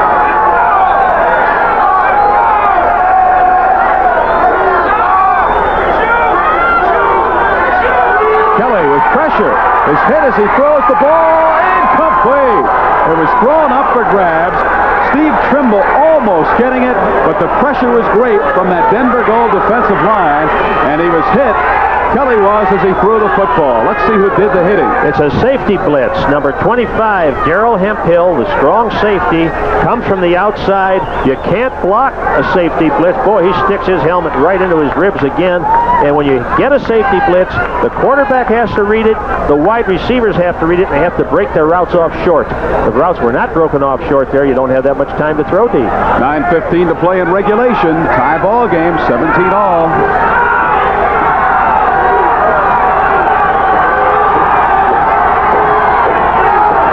Kelly with some time over the middle. Crawford with the pass, reception, and a first down. At the 11-yard line, Derek Crawford just angled over the middle. The pass was right on the money and a first down for the Memphis Showboats. He sprinted this way and brought the entire defense with him and left Crawford one-on-one against Nate Miller on that backside, and Kelly drilled it to him. A very quick, nimble release on the play. Crawford plucked the ball. Miller, fortunately for him, just caught him by the heels. They haven't gone to Crawford a great deal tonight, but he really is a tough matchup for Nate Miller. Ball is on the 12-yard line of Denver. First and 10. Kelly wants a timeout. So Mike Kelly will come over to talk to Pepper Rogers. And we have 8:31 to play in regulation time. Tied here in Denver, 17-17. Just one of the many beautiful sights in Denver. Of course, I'm talking about the mountains and snow-capped mountains and everything like that, Marv Levy. I was looking at the mountain. Well, you can guess what that is on top of the scoreboard. That's the Denver Bronco. Of course, they play their thing here in the fall. Right now, here in what is sometimes called the spring, despite the 30-degree temperatures, we have a good football game. 17-17 tie, and Mike Kelly was a little bit perturbed when he came to the sideline calling that timeout, Mark. Well, it was a costly timeout, and not really Kelly's fault. There were only 9 seconds left in the 30-second clock, and it had taken a long time to signal the play in. Remember, Crawford left the field slowly, and rather than lose 5 yards, he had to expend what might be a very valuable timeout. First and 10 for Kelly and company at the 12-yard line. Kelly with time to the end zone, short. Mosier a bit upset in the end zone. Looked like David Martin may have been a little pushing, and Mosier was storming as he came back from the end zone. Well, Rao and Mosier crossed deep on the goal line, trying to pick off or confuse man-to-man coverage that was being applied to them, and Mosier collided with one of their players and was trying to claim there was pass interference. Well, warming up on the sideline, Alan Duncan, who has booted a field goal this evening.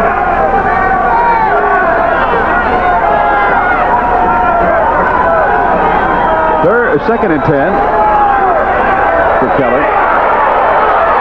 Sprinting and into the end zone. Touchdown for Harry Sidney, and that's a sweet 6 points for the former Denver Gold. That's the second time tonight in passing situations. 2nd and 10, about the same spot on the field. They've run that draw play successfully for a score. Here we get a look at it from the end zone. A draw all the way. Both tackles pinching. There should be a linebacker filling someplace if they're both pinching inside. But the linebacker apparently dropped in the pass coverage. Another angle on it, just brings it back to Sidney. Breaks it outside of his own left guard and drags Mike McKibben into the end zone with him. Great effort by Harry Sidney to get in. It has to be a sweet score for him here in Denver. Alan Duncan boots it through. It's a 24-17 lead now for the Memphis Showboats over the Denver Gold. 8:21 to play in regulation time. Memphis ahead of Denver by 7. 8:21 to play in regulation. Memphis out in front by 7, 24-17. Duncan to kick off. A floater that will go out of bounds at the 3-yard line, and we'll have the kickoff again, possibly. Yes, we will. There's come back. We go from the 35 to the 30-yard line. And there's the drive, capped by Harry Sidney's sweet touchdown. And we say sweet because Harry Sidney, of course, was the #1 rusher with the Denver Gold last season, the #1 pass receiver. Left here under less than friendly circumstances, wanted a big money contract. The Gold really didn't see fit to pay it. In fact, he, I guess, walked out of a preseason camp here. Then he was shuffled off to Memphis. And this past week, made some statements saying that the reason for the drop-off in attendance here at Mile High Stadium during Gold football is the fact that Harry Sidney is no longer with the Denver Gold. Wow. And Harry also said that if he was running in the run-and-shoot offense at the running back position, the numbers run up by Bill Johnson, which have been very impressive until this evening, would be the same. In fact, he might even do better than Johnson in the run-and-shoot. Well, it's all academic, I guess. Yes. Kickoff coming again. Coming over to take it is Johnson at the 9, to the 15, to the 20, and Johnson is down at the 23-yard line. Doran Major hitting him down for the Memphis Showboats, and 8:07 remain in this football game here in the fourth quarter at Mile High. And the Denver Gold will have the football. Doran Major did a fine job of covering on that play. He really swooped in from the outside and accelerated more and more as he got close to the return man. Brought him down. Got to consider that a very successful kickoff. The run and shoot on the field, directed by Galliano.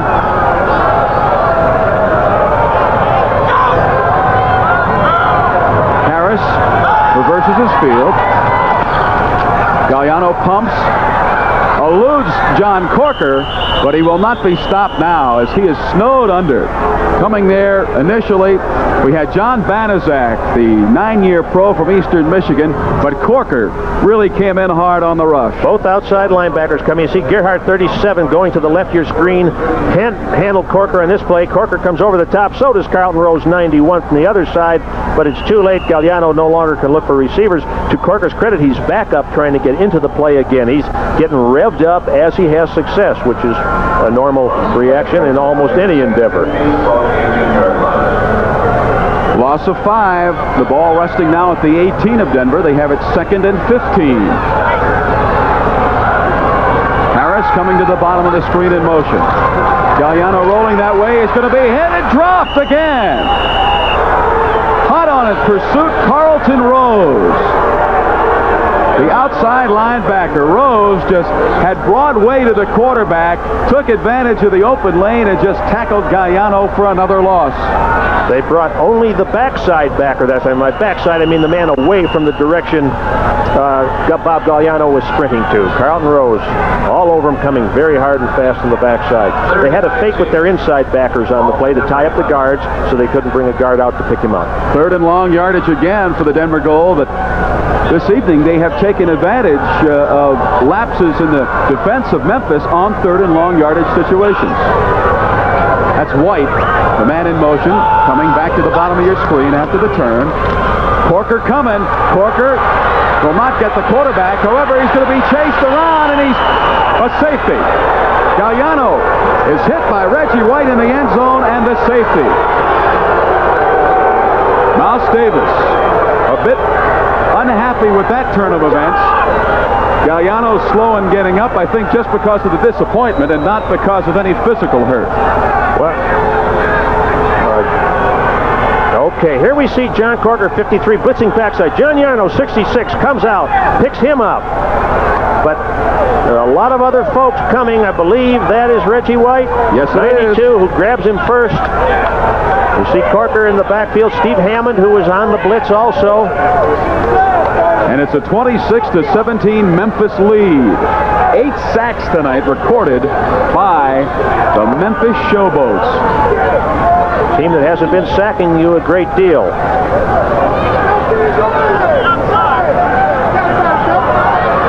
Now, we told you they had a number of them, and you see they set the record for the Showboats. 2nd year of the franchise down there in Memphis. 6:39 to play in the football game. Following the safety, we'll have Brian Spielman punting the football for the Denver Gold. And, of course, a double duty hit for the Denver Gold, because not only do they have the 2 points go against them, but they have to kick off, and the Memphis Showboats will have the football in pretty good field position.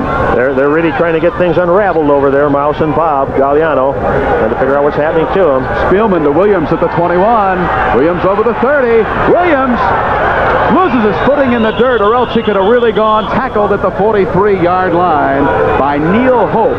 But had Williams not hit that dirt, he could have been downtown. Yes, he could. He can go a long way. Now, they have the ball at the 45. People often think of a safety as a 2-point play. I used to, in coaching, say that's a 9-point play potentially, or maybe a 5-point play, because when you get the ball again, you're in darn good position to take it in for another score. What do you expect Memphis to do now? Try to just eat that 6 minutes and 23 seconds up, or just continue with their short passing game the way they've been doing it? I think they'll use the same plan they have. I think they will mix in short passes with running. I think they will not say we won't pass anymore, even with a 9-point lead. Mike Kelly hands it off. Spencer, very little yardage. Mike Talaferro there. Also on the hit, Mike McKibben for Denver's Gold. I think you'll see a great deal of forcing they have anyway all night, but even more so almost every down by Denver from now on. So they can try to work short passes, hitch passes. Out of the ball game, Spencer, Ricky Porter in at running back for the Memphis Showboats with the play. We're down to 15 seconds on the 30-second clock, so Kelly has to hustle them out. Down to 9, 8, 7, and Kelly again has to call the timeout. They're awfully slow getting that play in there, Marv Levy. Yes, they are, and he's disturbed. 5:27 to go in the football game. 26-17, Memphis in the lead. 26-17, the 9-point advantage for Pepper Rogers and his Memphis Showboats. The Boats flexing the offensive and defensive muscle as they were expected to earlier in the season. And of course, they ran off 3 straight wins. Then they hit the doldrums, came back briefly, and then last week against New Jersey suffered the setback in a fine played football game. They came close. They played very well. 2nd and 10 for Kelly and company at the 43-yard line of the Boats. The handoff coming outside and going nowhere, Ricky Porter. John Nevins back in the football game. Good to see that. He was shaken up earlier, making the tackle for the Denver Gold. He made a fine pursuit play on that. Just came wide with the play. It looked to me he's moving as fast as the running back. There was no one available to block him. He sure wrapped him up. 5 minutes to play in the contest here at Mile High Stadium. 3rd down and 10 for Memphis.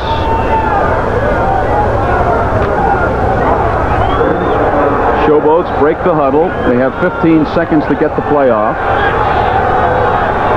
Down to 10. They'll probably stretch it out as long as they can, as they want that clock to run away. Porter in motion. Kelly looks, throws the ball, complete to Porter. Porter with a first down, pushed out of bounds, but not before the first down at the 45-yard line of the Denver Gold. He was pushed out by Steve Trimble, but a yard too late for the Denver Gold. An excellent call. It was a sprint out pass to get him away from a blitz which was coming backside. And by virtue of the fact that it was man-to-man, the man who was in motion had to be covered by the free safety. It's a long way for the free safety to come into the flat to cover him. The ball at the 45. There's Galliano and Mouse Davis there. Number 10 is Galliano. Davis, the man with the very worried look on his face. Yeah, it's a lot of fun to coach when you're winning. That's the only time. Tim Spencer. Spencer bobbing and weaving to the 41-yard line. Steve Trimble, the stop for the Gold. It really hurts Denver to be able to stop them so well as they did on 1st down and 2nd down this late in the game, and then get hit with a pass, which means they're going to be able to run another couple of minutes off the clock. Now the clock, excuse me, Fred, but now the clock, I think they'll begin to play it. I don't think they'll get too risky here with the use of the forward pass, 9-point lead and less than 4 minutes to play. Well, Kelly crouches down behind his center with 7 seconds left on the 30-second clock. Gives it off to Spencer, who's protecting the football and breaks outside. Spencer with a first down inside the 35 to the 34, and the Gold did not want that to happen. It's the counter play. Tim Spencer carrying and breaking a tackle along the way. Well, it's not a counter, it's a straight lead play right up over their right side. Here you see a fine block being put on to number 77, Reggie Singletary. 61, Ken Smith blocking here, doing a good job on Nevins. Grabbed his shirt a little bit, but no one could see that one. And Spencer's able to pick up the first down, and they could run the clock down to 2 minutes now if Denver doesn't use any of their timeouts before this series is over. 3:15 to play in the football game. Kelly gives it off to Harry Sidney. Sidney with a 9-yard gain to the 26-yard line. Nate Miller, the right cornerback, stopping Sidney, but Sidney ate up a big chunk of that natural turf. Second down, and let's call it a long one. We'll call it one for you. One of the real criterion for winning football teams are being able to run the ball when you have to. And when you have to is late in the game when you're protecting a modest lead and want to eat that clock and frustrate the daylights out of your opponent and make them use their timeout. Harry Sidney with the first down to the 21-yard line for Sidney with 2:27 and the clock rolling down at the 24.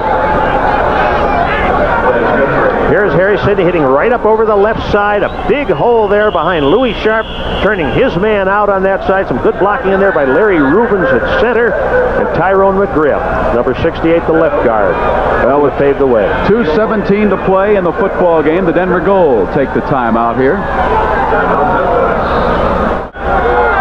Well, the next stoppage of play will be at the 2-minute mark. Kelly handing off inside the 20-yard line. Maybe I said the stoppage of play would be at the 2-minute mark. Maybe it'll come before that if the Gold call another timeout with 2:10 to go in the football game. Denver again with a timeout.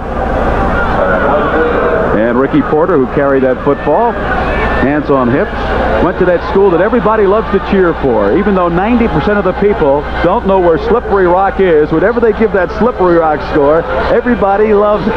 The Stallions. And that game will be on ESPN next Friday night. Then you got the Gamblers, and that is a tough schedule facing the Memphis Showboats. Nobody has it easy. There are no easy teams. They're the Denver Gold. Well, they've got the Gunslingers, the Outlaws, then the New Jersey Generals, the Invaders, and possibly Los Angeles, depending on what happens Monday at the USFL meeting in Teaneck, New Jersey. We mentioned earlier, talked to Doug Spedding about it. Don Klosterman, the general manager, the man who's running that LA situation, said earlier today that possibly that franchise could be disbanded at that meeting. Well, it was a speculative remark. I guess we'll see what happens on Monday. 2:10 to play. Kelly getting his back straightened out in the backfield. Shifting over is Ricky Porter. Porter gets the football. No, he doesn't. Good fake by Kelly. Kelly to the 15. Cuts back to the 10. Kelly. Does he get in? Touchdown. Memphis. He put some move on David Martin out there. Now here's a fellow he didn't run once tonight. Well, he ran once in the first quarter, picked up a first down on a rollout, but this was a big one. Let's watch the nimble feet of Mike Kelly. He fakes the ball to Porter, faking to the left, and Kelly comes out. I believe it's a run all the way. Look at the move he puts on David Martin, who falls down and cuts back against the green. Number 53, Mike McKibben, led up for a while. By the time he reacts, it's too late. He's in the end zone. 32-17. The underdog Memphis Showboats may have found the form that they've been looking for. Well, they certainly have played well tonight, including their defense. And And even Alan Duncan comes through, despite the fact they had a little bit of a problem on the snapback. 2 minutes to go in the football game. Memphis 33, Denver 17. Marv Levy, before the ball game, all the discussion. Why could Pepper Rogers, how could he bench the #1 rated quarterback in the USFL? And He's done it successfully. And I even alluded to it, too. Let's give Pepper his just due. The move has paid off handsomely. Mike Kelly has played superbly here tonight. Now, he got a great performance from his defense. Waller Lewis thinks so, too, as you can see. Waller is just thrilled with the victory, to his credit. He got a great performance from his defense. It was a great game plan, but the players had to play well. Pepper conceived well. He made some good decisions, but these players played well. And as Casey Stengel once told the New York Yankees, I couldn't have done it without you. Pepper couldn't have done it without the players, too. Well, you talk about that game plan. You were very interested this morning when Pepper was talking about how he was going to shut down the run and shoot, and you said that's the way you do it. Well, I felt his plan was superior. Now the ball bouncing around, picked up by the Denver Gold, and Ernie Carswell trying to gain the yardage, but he's run out of bounds far across the field. So the Gold will have the football with 1:54 to play in the contest, and Bob Galliano will be the quarterback. Now you wonder how much talking will be here in Denver whether Galliano should be replaced by Vince Evans, the man he replaced last week against Los Angeles. Well, that'll happen. Bob sacked 8 times, didn't have a nearly successful night. Sometimes when you win a game 51-0, you think you're a lot better than you are. Not Bob, I'm not talking about. I'm talking about the whole team. You get cocky. That's right. You're not really that good. 1:54 to play in the football game. Galliano trying to get that ball downfield rather quickly. Here comes Corker. Pass complete to White. White stutter stepping, but he will not be let loose. Will Coakley grabbed White around the waist and would not let him go, but a gain on the play of about 6. At the 39-yard line, the ball will be marked. 1:39 to play in the football game. You see that 43 yards rushing. Yes, and that's big. Bill Johnson's departure contributed, but they were stopping him pretty well anyway. Galliano, quick throw again to White with a blocker in front. White with the first down at the 46-yard line. Clock stopped as the chains move, of course. 1:22 to play in the football game at Mile High. 47, Don Besselou, the veteran, making the stop for Memphis. That clock rolling down. Denver with the football, 1st and 10 from the 46. Galliano airs it out. The pass intercepted by Don Besselou.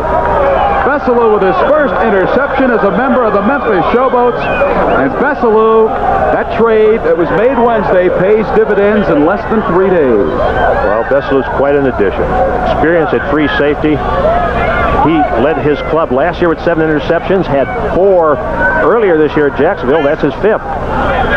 Now, Marv, coming up shortly, we'll have the coach's keys, your keys to victory, and we'll see whether you nailed everything right on the nose as to what would be necessary for a victory by the Memphis Showboats over the Denver Gold and vice versa.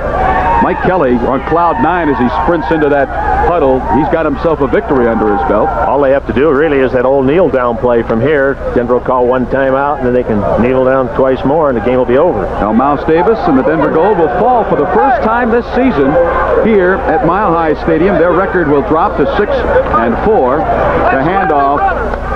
The clock will be rolling as Anthony Parker has the football. Now let's watch the coach's keys to victory and see if you got everything. Well, stop Bill Johnson. They sure did. Don't give up the big play. No real big ones.